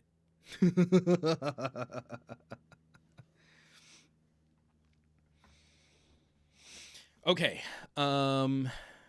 The last big story that we kind of need to wrap up, and then we'll get into some Q&A. We're still going to do some Q&A at the end if you guys want to ask me more questions about the LG V40 that I've already answered. The European Parliament has voted in favor of Article 13. I've chewed through a couple different articles. I actually haven't dug in super deep, but the article I'm going to link is from Wired, wired.co.uk, written up by James Temperton and Matt Reynolds. This is what will be in the show notes for this week's episode. European politicians have voted to pass Article 13 and Article 11 as part of sweeping changes to regulation around online copyright. The European Parliament passed the legislation by 340 votes to 274. Opponents had hoped for last-minute amendments to be made to the legislation but failed to garner enough votes. Julia Reda, a German MEP representing the Pirate Party who opposes the copyright directive, said it was a dark day for internet freedom. Margaret Vestager, European Commissioner for Competition, said the result was great news. A vote on debating amendments included an amendment to remove Article 13 and the Article 11 link tax from the broader copyright legislation was rejected by just 5 votes. EU member states now have 2 years to pass their own laws that put the copyright directive into effect. So, I am not super well versed on the finer nuanced details, nuances of Article 13 and Article 11. But one thing I think we can take a look at is we've got 2 years. Essentially, this is, again, in an overly simplified sort of global sense, this is what it looks like when you have a problem with an industry. The industry does not self-police its own actions, and then politicians get involved. We have major problems with copyright and distribution of media on the internet. It's become really vogue to fire up a movie podcast on YouTube or a video game podcast on YouTube and see some sort of splash screen, oh, this is fair use. They put in like, this is article whatever, fair use, and it states that we have the ability to use this content for copyright and critique. That's not how fair use works. It's never been how fair use works. Fair use is not something that you can claim ahead of time and use as a shield to prevent you from getting sued. Fair use is what you make the argument for when you're in the way our current legal system works. Fair use is how you defend yourself when you're in front of a judge. And then you need to make the argument that your usage was fair use. When you go see like a Reacts channel, not fair use, not transformative, not explaining anything, not commenting on anything. Just, someone go, oh, wow, that's awesome. Oh, man, that's cool. Oh, Black Widow's going to do this. Cool. Oh, man, that's also awesome. That's not fair use, not from a legal definition. And so with so much content being funneled up the pipes of the internet, with so much material being derived from copyrighted works, the solution we have is terrible.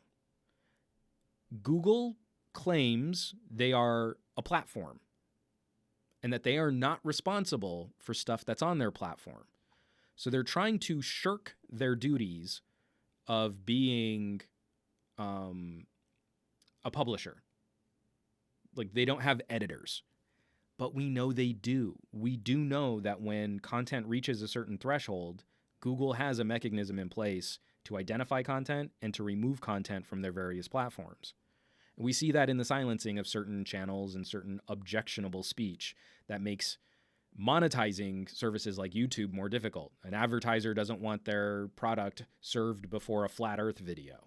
Well, let's demonetize flat earth videos, and let's demonetize and unrank from search videos with kids, and let's go after, white nationalists. And we know that Google really is a publisher. They have editorial control over their platform. It makes this really difficult when a Google or a Facebook try to have it both ways. And this is another reason why I'm so frustrated with the liberal side of tech politics, because they should have been making this argument better years ago. There needs to be some kind of regulatory oversight for what a service is, what they claim to be, and what they actually do with information, with data, and with services. You can't have a Facebook be a platform, monetize private user data, and then also have editorial control over what goes on their platform. It blurs too many lines. It's too complicated. The business model really is not sustainable. And it from a social perspective, it encourages a radicalization of things that shouldn't be radicalized, like flat earthers. That shouldn't happen in 2019. But this service really does become a self-reinforcing echo chamber for terrible ideas. So Article 13 is bad. This is not a good response to the problems of internet content distribution and protecting copyright. And we need to have real serious conversations about how broken our copyright system is and how much influence a Disney can have over how long something stays copyrighted. That so much of Disney's catalog is built on public domain content, is then copyrighted, and then can exist forever because they can keep moving the goalposts on not letting Mickey Mouse fall into the public domain. Article 13 is trying to address some of these glaring inequities in the system. It's going to do a terrible job. It's going to be really bad, especially for how our current system is built. And it's, in my opinion, it looks like it's going to break many, many more things than it will actually fix. But this is why we need to be involved. And this is why we need to have some kind of conversation with the tech companies we enjoy. We like using their products. We like using their services. And not letting them run roughshod over best regulatory practices, user data privacy, security. They should not be able to dictate how they are regulated, Because then when we run into a problem, the backlash from politicians is going to be horrible and clumsy.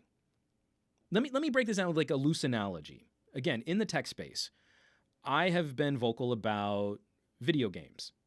I feel gambling mechanics in video games should be allowed, but only if you're going to rate that game for adults. So it's not just the content of the story. You know, obviously, if a video game is gory and horrific and has a high body count and, you know, graphic depictions of violence, well, yeah, we all agree that's an adults only or a mature video game. But if the gameplay mechanics are also mature, like I give you money for a random number generating event which may or may not pay out for my character's progression, that should also weigh on the rating of the video game. That's my opinion. It obviously doesn't. You can go to Google Play right now, go to the family video game section, and it's nothing but video games populated by in-app purchases, microtransactions, cooldown clocks, premium in-game currency, all of the worst and most reprehensible practices in gaming. Google is making a ton of money off of. They are profiting like crazy because they get a cut of every single time a little kid snakes a credit card and buys a bunch of crystals in a Disney game on their parents' phone or tablet. If the video game industry does not self-police, who else do we turn to? There are young politicians out there that want to make their nut on regulating an industry, on having a say in the content of our video games, in having a little influence over the distribution and the monetization of our video games. And they like it when lobbyists spend a lot of money, getting their attention. They like that attention from lobbyists and, how they get to influence. You want to talk about influencer economy. Politicians did it first. You want to talk about the influencer economy? There it is. If the video game industry doesn't jump on this, Article 13 is exactly what will happen to video games. Politicians will get involved in the content, distribution, and monetization of our games. If you're a gamer, you do not want that. You want the video game industry to fix it themselves. You don't want the Hays Code for comic books. You want comic books sort of self-regulating and self-policing. You don't want government telling you what can be in a movie. You want clear notifications, clear information given to consumers so that they can make a purchasing decision. And you end up with movie ratings, the MPAA. The MPAA is another cluster problem that I'll have to save for another podcast, but at least the movie industry is making some effort to police themselves, and that way it keeps government at bay. I'm laying this problem at the feet of Google and Facebook. They tried to have it both ways. They're just a platform. They're not really distributing this content. They can't be held responsible for what's on their platforms.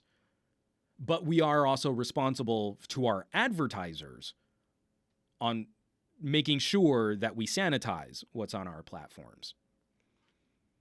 This problem has gotten really big. This problem is getting out of hand. The European Union took a step towards trying to fix it. It was the worst step they could have taken, in my opinion, for trying to protect copyright. It doesn't address the problems with copyright, but that's where we're at. So that's really what I have to say about Article 13. I really don't want this to happen, but I understand why it is. So there we are. Let's read through some of these. We've got some comments coming in. Let's see. From FE1538C, Article 13, the parody and criticism is supposedly fine. So parody and criticism has been a backbone of fair use, commentary and critique, our ability to utilize copyrighted works. But they are likely taking a more conservative legal interpretation of that, not the I'm a YouTuber and I like putting up clips of movies into my videos to make them funnier, because that's not parody and that's not commentary or critique. There was an Angry Joe's reaction video where I want to say, was it for which Star Wars film was it? I want to say it was Episode 8. I can't remember. It was a little ways back. Angry Joe flips out because his video gets tagged for copyright. But you watch the video and it's just him sitting and watching the trailer, and he's kind of commenting on it, but he's playing out all of the audio. He's playing the trailer in its entirety. There was nothing transformative about it. There wasn't any, like, he's not commenting on specific clips of the trailer. And then he also goes and lets the John Williams score play. All of those are huge no-nos. If you have music from the trailer, especially the Star Wars theme from John Williams, and you don't comment on that music, then there was no reason for you to have that music in your video. There was no commentary on the music. There was no critique of the music. You are not fair use. And the same thing happened to me. I mean, it was kind of a joke because I was trying to play Elder Scrolls Blades, the new Android game. And of course, it doesn't work. The beta release is just a tease. It gets you to sign into your Bethesda account, and then it dumps you out saying, oh, when the game's ready, we'll let you know. So that they installed the game on my phone. They made me play a dumb little 20-second tutorial of like slashing a sword, and then they didn't really let me play the game. And so I was just messing around. I was firing up different apps, and I fired up Lego Star Wars, and my video was instantly tagged for copyright. I was not commenting on the Star Wars theme. I wasn't doing anything with Star Wars Lego. I was just farting around in the middle of a game stream that failed. That is not fair use. That is not commentary and critique. That is not parody. That is not satire. So when we talk about parody and criticism being allowed under Article 13, that's probably the legal threshold that they're looking at. And the ramifications of that are, will Google be responsible for the videos on their platform that don't meet that threshold?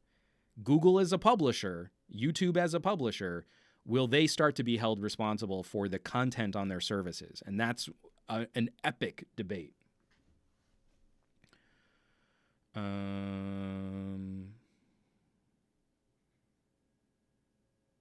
And that's what Bandrew Says podcast is also alluding to. It is allowed, but the platforms will be held liable for copyright infringement, and therefore they would need to be able to determine this is copyrighted content and then determine if it's fair use.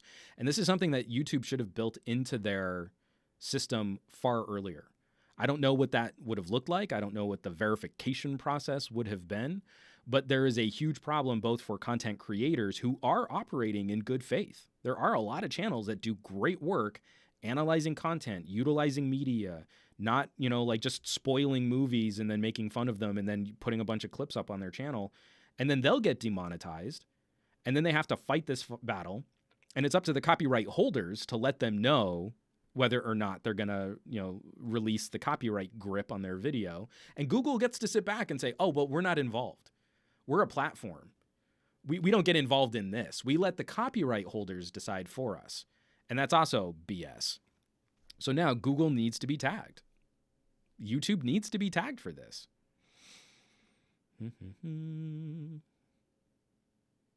And Bandrew Says podcast also points to this too. I don't see AI or an algorithm being able to do that successfully. See YouTube with Content ID. Therefore, I could see them disallowing any copyrighted materials, fair use or not. And I think what we might see is YouTube vetting. So like, let's say, so when we did a movie review podcast, we started it late 2008, really kicked it off in 2009. It was called Movies You May Have Missed. We worked with Donaldson Califf and Associates, who literally wrote a book, but the book on fair use for documentary filmmakers, using copyrighted content for things like documentary and TV shows. So like you watch The Soup would pull reality TV show clips, but they weren't clearing all of those clips legally. They were making fun of them and mocking them, and it was parody and it was satire. And so we worked with them. We had them on retainer for a while too. That was crazy expensive. We worked with them for a while on formatting our show. We wanted to do spoiler-free reviews of unpopular movies, but movies that we thought were really, really good. And I could see a system where we were never able to put the reviews up on YouTube, because even then YouTube sort of copyright ID was new. But basically every video we did was instantly flagged. We were getting copyright strikes almost immediately. And so we would put them up on other services. We were on Blip, we were on Mevio, which died. We were on a bunch of other things too. And then we also had a direct download where you could download the podcast. And at its peak, we were getting watched and streamed and downloaded around 3 million times a month, especially on the catalog of older films that we had talked about. So what I could see as being a solution is YouTube looking at how they spend money on original content, just making a couple channels really popular. So I doubt they would for Red Letter Media, but that's the most immediate movie channel in my brain. They go to Red Letter Media and say, hey, we've got lawyers. We're going to put them on retainer. We can vet your videos so that we know they're in compliance with fair use and with Article 13 and with copyright and commentary and critique. And so we'll put you on the payroll. But now your videos are technically a YouTube original property. And that seems like that could work. But that means you will have a very limited number of channels to draw from. It'll be like TV. It'll be very similar to like cable. How many shows, like it was kind of a big deal. I pulled up Last Podcast on the Left just to listen to a Joe Bob Briggs interview. If you don't know who Joe Bob Briggs is, you're probably not a fan of grindhouse horror, but it was a dude that got me into schlocky old horror films. And he's now, I think, going to be returning to TV on a new show. And the clearances and the contracts on that are kind of crazy. So YouTube could do something like that.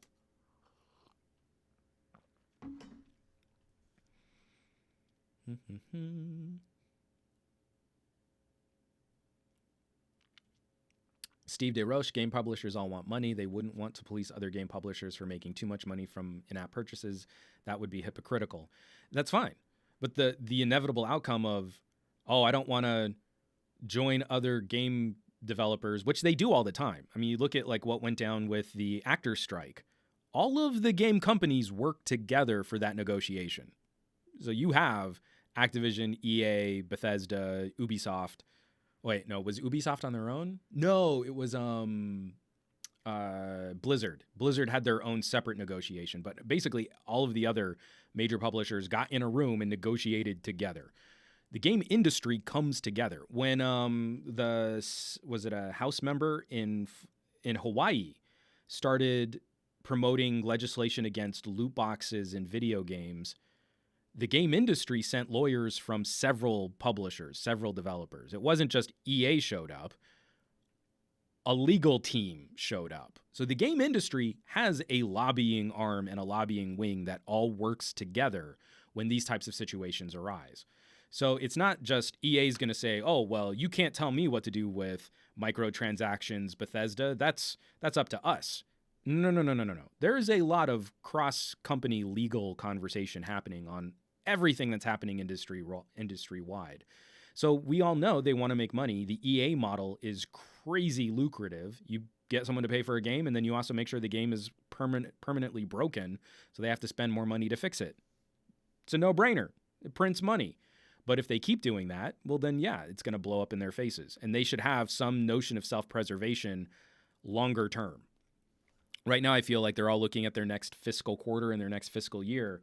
But by 2025, if the game industry still looks like this, it's going to blow up bad. And we're going to talk about a tragic market correction, a stock market correction, which is going to tank major parts of the investment community.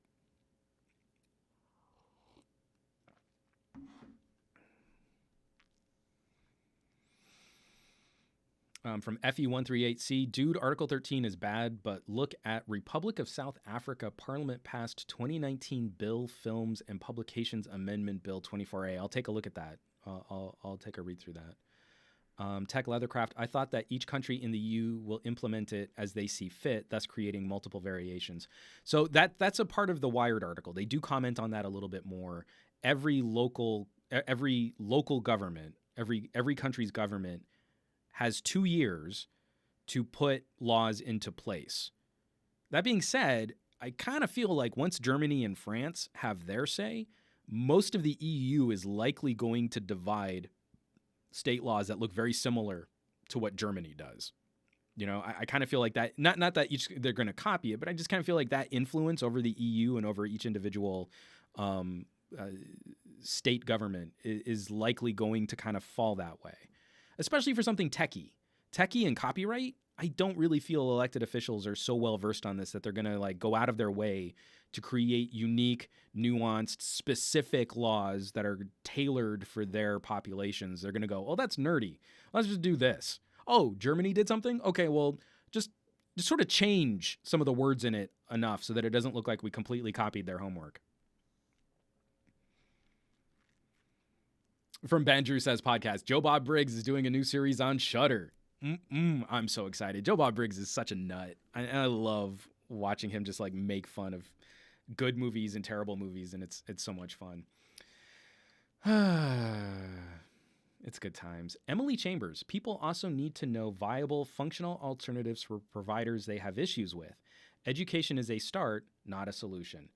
Yeah, but what we're talking about is like we're a mile behind the starting line. You know, like we haven't even gotten to the place where we can start in good faith, in effort, in earnest to address some of these problems. So what's frustrating is when I hear politicians talking about conclusions because we haven't even started yet. You know, again, going back to this net neutrality debate, listening to conservatives talking about, well, what's a permanent fix to make sure that this never happens? And why would we ever want a politician to codify something like that into law? We would never want any politician to codify an absolute like that into law. You can never do this with taxes forever in perpetuity for all of human future history. But they're talking about that with certainty. Like we can create laws today that can somehow anticipate future use when most of the people on that committee can barely operate their smartphones, likely have no idea how their Wi-Fi works. You know, so that's where I'm still focused mostly on the education, because access to that information at least starts these conversations off for real and not with the kind of focus that our elected officials have.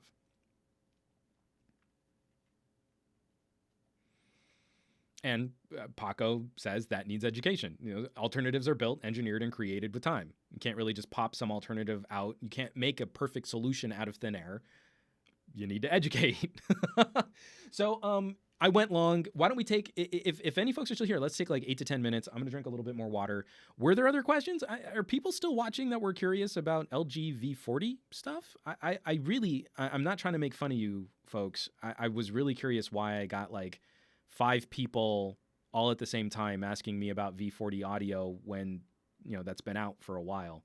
So let's talk about some of that. This is from Sasha. Switching gears, are annual mobile phone hardware upgrades no longer a true necessity? It seems, live chat just moved. Seems like the upgrade is so incremental that a 2-year-old phone is still a beast. My observation of a V30 versus a V40.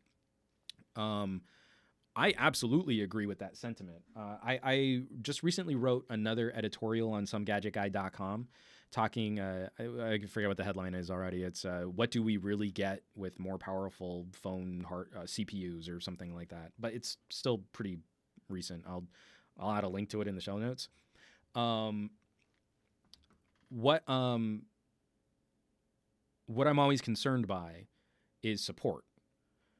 We've made phones more and more disposable, sealed in batteries, making them more difficult for consumers to replace batteries as they age or wear out. And then we also, especially in Android land, we've sort of cultivated an 18-month update cycle. Like that's acceptable. Like you're going to spend hundreds and hundreds and hundreds of dollars on a phone, and then it's going to get one major update, and then 6 months later it'll get a security patch, and then you just got to buy the new phone that's coming out if you want more support and more software. So I want to say, hold on to your phones longer. Maybe consider buying older phones to save money, because the hardware is plenty capable. Where is it? I have it within arm's reach right now. You know, my LG V30. is still killer hardware. The Snapdragon 835 in this phone is still plenty capable of driving advanced use today. If I want to shoot 4K video, edit and render 4K video, plug this into an external monitor, connect it to Ethernet over a laptop hub, kit it out with a proper keyboard and mouse. I don't have a dedicated desktop mode, but this phone is still more powerful than a low-end desktop. But I know it's not going to get any new software. I know it's not going to get any new updates. And replacing the battery on it is going to be a pain in the butt because of how it's sealed up, glass on glass, and glued shut. And I want to be more excited about phones like the Galaxy S10, but then I see they didn't even use a sticky tab to seat the battery. They glued the battery into the frame. They made the display more complicated with the punch hole camera sensor and the in-display fingerprint sensor. So you crack your screen, it's not just, I need to replace my screen on my $900 phone. It's, I probably need to replace this entire assembly, which has a fingerprint sensor built into it too. And that doesn't make this lifestyle companion gadget a better long-term purchase. It makes it more fragile. It makes it more expensive to maintenance. It makes it more delicate, and you have to baby it. You have to pay even more attention to it over the course of your day. So ultimately, yes, the V30 is still a baller, powerful phone today. Today. It is still plenty capable of driving a high-quality, premium, advanced use today. But I just wish we had better tools to keep it running. There's no reason why a phone with a Snapdragon 835, that's from 2017, over 2 years ago, shouldn't be a 3 to 4 year investment. You should be able to get good quality use out of it for 3 to 4 years. Let's see. From Fat Produce, I'm sticking to last year's flagships. Fat Produce just sold off his Mate 9, and I think he's picking up a P20. So that'll be fun. The Executioner, will you get your hands on that juicy Huawei P30 Pro? I absolutely will be. I just don't know when. And I'm kind of happy I'm sitting it out just a little bit. I'm going to let the fervor of the newness die down because I want to make other videos, not just, hey, look, it takes amazing low light photos. But I already made that joke earlier in the podcast. From James 42519, James 42519. I'm assuming he was born. No, sorry. I was going to turn that into a bad joke. Okay. I'm still looking to get an LG Stylo 4 Plus from AT&T soon. I don't see anything wrong. See, we need to have those conversations too. I want to get my hands on some cheap Nokias. If they're really Android One and they're just covering the basics, then why should that cost hundreds of dollars? It should cost $200, not $700. From Paco, any news about LG Up or LG Flash tool for the V40? None that I found. I don't believe the DLL has been updated. I don't believe we've gotten Flash tool 1.16. So my V40 is still, my unlocked V40 has not gotten any of the updates recently. It's still stuck on the November patch from 2018. It's just a real bummer because I got the unlocked model hoping that it would get better support than the carrier versions, but the carrier versions are well ahead.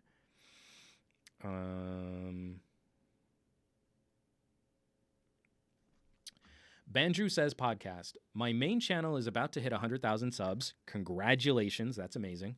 But I still don't view it as viable full-time due to health insurance costs. How have you addressed health insurance as a content creator? Bandrew, man, I wish I had a good answer for you there. I don't believe there is one. If you're looking at being a full-time content creator, you just need to take the hit on whatever local resources you have for health. First of all, because I don't know where you're based. My health insurance costs would be bad, but not impossible here in California. But I would be using bare minimum. I'd still be bankrupt if I was hit by a bus health insurance, but I could get it. I'm cheating. I'm able to do this largely in part based on the fact that my wife has an awesome office job and that I'm on her health insurance. I don't think I would be doing the same full-time content creation gig if I were having to buy health insurance on my own. So it's a bummer because people say like, oh, I don't want my taxes going to things like that. But then if you're looking at really trying to be your own owner of a business, your own operator of a business, that becomes a huge tax. Having to pay additional monies every month for health insurance like that is a way crazy bad tax to have to pay.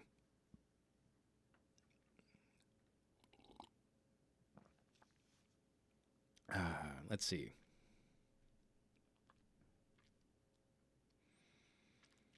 From Sherelle, are you looking forward to Android Q's desktop mode? And is having the HDMI out feature taken out from the Pixel devices stupid? I am ridiculously excited about a native desktop mode coming to Android Q. I talked about this on the State of the Patreon podcast that I did on Friday. But I did back a Kickstarter for a laptop dock, the Next 2, NEX 2. And it looks awesome. You plug in a USB-C cable, your phone powers the guts of a laptop. It's got a giant battery to charge up your phone and keep it running out in the field longer. Your phone does all the heavy lifting, and then you use a laptop like a regular laptop. That looks amazing. Because our phones are legitimately powerful enough to do really cool stuff like that. So I think it'll be a tragic misstep if the Pixel 4, whatever Google puts out this year, doesn't support a feature like that. If they build it into the operating system, but then Google is so lame with the hardware that it doesn't support it, to me would be a tragic misstep. Because DeX is really good. Huawei's desktop mode is really good. And our phones, even when they don't have a desktop mode, can do really cool things when you give them a larger display. I just shot a video on a phone where I had it plugged into my computer monitor so I could use that as an actual like production monitor. And I didn't have to like turn the phone around and try and set focus and move it and try and do... No, I set it up. I worked from the screen. I had a little Bluetooth mouse controlling stuff on the display. It was awesome. So, yeah, I really hope that we see some more stuff like that. From Aditya Anil, could you suggest more talking points to initiate and possibly widen the conversation about privacy? My talking points end at location tracking and loss of banking data. It's really broad and it's really far-reaching. I don't know that I could do that question justice in the next couple minutes, Aditya, but hit me up after the podcast and we can have some other conversations, and hopefully some other people will join in and tell me why I'm wrong, but we all know that I won't be.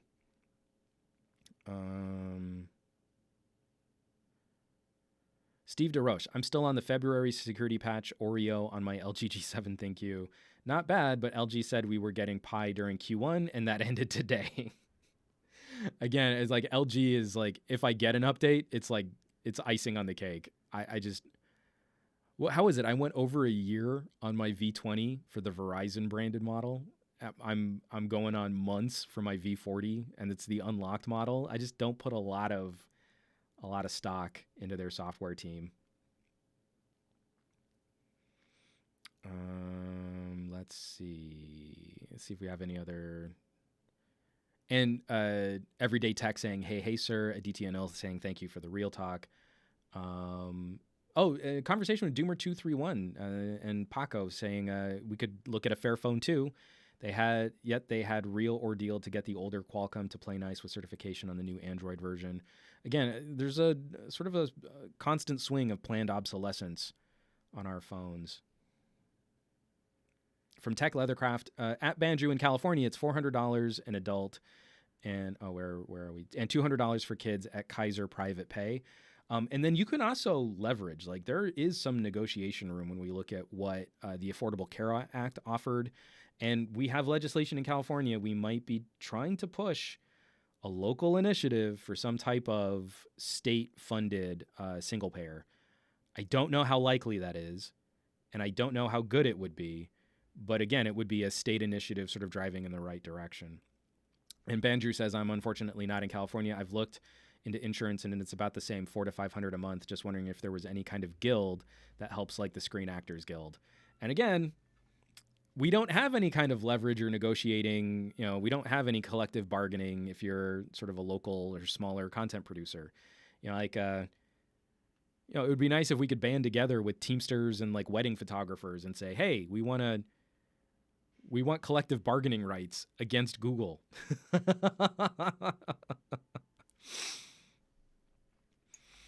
From Sasha, question mark, question mark, question mark. Makes sense to avoid LG then because of software support, question mark, question mark, question mark. Kind of. I'm a hardware guy. I've said this numerous times. I have a video talking about my bias for smartphones. And so I pick up this V30 and it's still a monster and it still has the best smartphone audio. It still has some of my all-time favorite features for video, for being able to switch lenses while shooting video. Like, it's a bummer, and I definitely do have some concerns about like security patches and bug fixes, but the phone is still a monster. And I look at what I would get with a Pixel, where Pixel, you get this crazy fast software support, but go through Pixel forums and the phone still has plenty of bugs and issues and problems too. I definitely don't like the hardware on any of the Pixel phones. I like, you get it because it's good software, but I don't really care for any of the phone build. You look at Samsung and they're a little bit better than LG, but they're not so much better than LG at updates and patches. And when they do update their phones, they remove features. So you don't get manual video mode on an LG these days. On a Samsung these days. And I need that manual video mode because that's actually a part of how I produce content and live my life. So I don't think it's ever as simple as, oh, I don't have good updates, better not buy an LG. It needs to be more nuanced than that. It also needs to be comparative. If we're going to flip out about not buying an LG, why aren't we flipping out about not buying Samsungs? Right? It's a little bit better. That's worth the cost of buying a Samsung. Nah, I'm sorry. I don't believe that is true.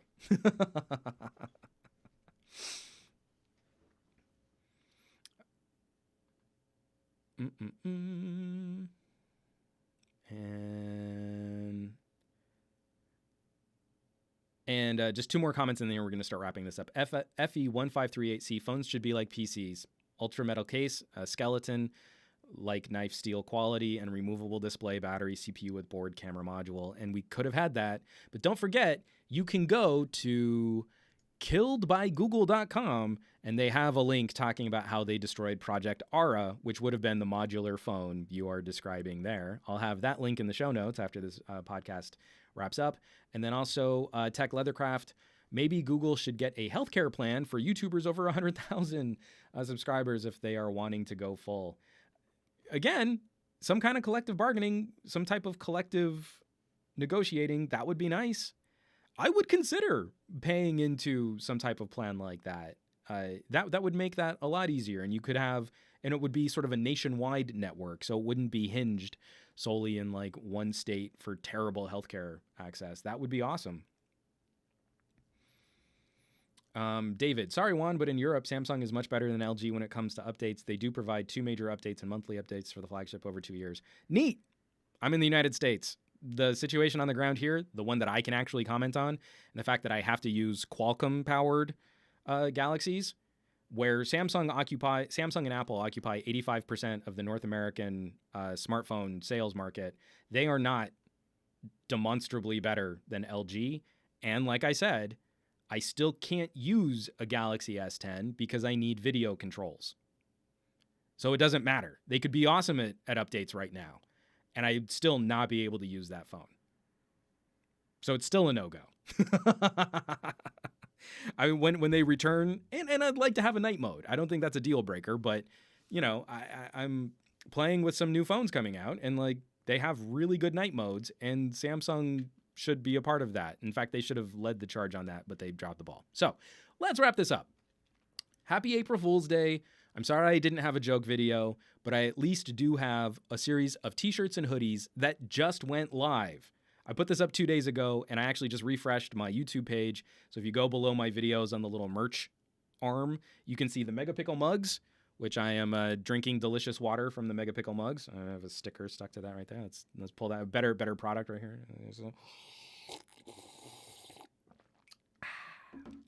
And for the month of April, we're going to have our Bokeh t-shirts and hoodies. You can pick one of those up. You can join me on the right side of the line by fighting Apple's terrible pronunciation of the word bokeh. So, yes, some more stuff coming out on the channel coming up this week. I'm going to have a couple editorials coming out. I'm thinking about writing some reviews again so that not everything has to be a video, spending time with a little Bluetooth amp, a little Bluetooth DAC. And I think while it would make for kind of a fun video, I don't know that it will really get the kind of viewership or the kind of traction. So maybe check out SomeGadgetGuy.com for some other reviews coming out soon. And is that all the housekeeping we need to do? I believe it is. So the audio version of this podcast will be going live shortly after I wrap up this video presentation. And thank you so much for joining.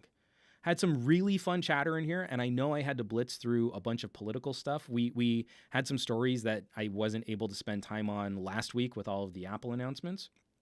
So, again, this is so much more fun to be able to interact with folks while I'm sort of vomiting out news stories. And I really do appreciate you taking the time. Those of you who are out there actively sharing my videos and my podcasts and my live streams, and those of you kicking over in the super chat. That's just amazing. Thank you so much. I mean, like, I need you to know it has a huge impact, not just on like the channel itself, where YouTube's monetization is kind of terrible, but then also for YouTube's algorithm. That means a lot to me to see that kind of engagement and that kind of support, because again, I think that's where we're at. I think if you like a content creator, if you like a commentator, a producer, you need to do more than just watch their stuff. You need to actively engage. And that's what I liked about YouTube. When I started doing a YouTube channel, was really getting into the comments and really having conversations. And that to me was way more fun. So this is the natural evolution of that and the offshoot of that. So I'm just excited that people continue to engage. So, yes, be on the lookout. Tons of stuff coming to the channel, some stuff coming to the website, to the SomeGadgetGuy.com website. And of course, I'll be kicking around. You can always reach out to me. You can always hit me up. You can check out all the things that I'm working on. Where around the web, I am SomeGadgetGuy on the Twitters and the Instagrams and the Facebooks. And I'm going to be doing some more stuff from the Twitch. Some more game streams. Probably not as terrible a game stream as what happened with Elder Scrolls, but playing a couple other games here that'll be a lot of fun too, so be on the lookout for those too. And then this Thursday, I'll be down at Newegg doing another live stream with Trisha Hirschberger, and definitely appreciate you dropping by then. Probably going to be around noon Pacific time, but we'll have some fun stuff to talk about for Newegg. Also, some big gaming news that came out recently, so be on the lookout for that. All right, folks, thanks so much for watching. I want you all to do awesome with your technology this week. I want you all to have fun with your technology this week, and I will catch you next week on another episode of the Monday Morning Tech Chat Show. Be well, be happy, have fun, and I love you all. Take care.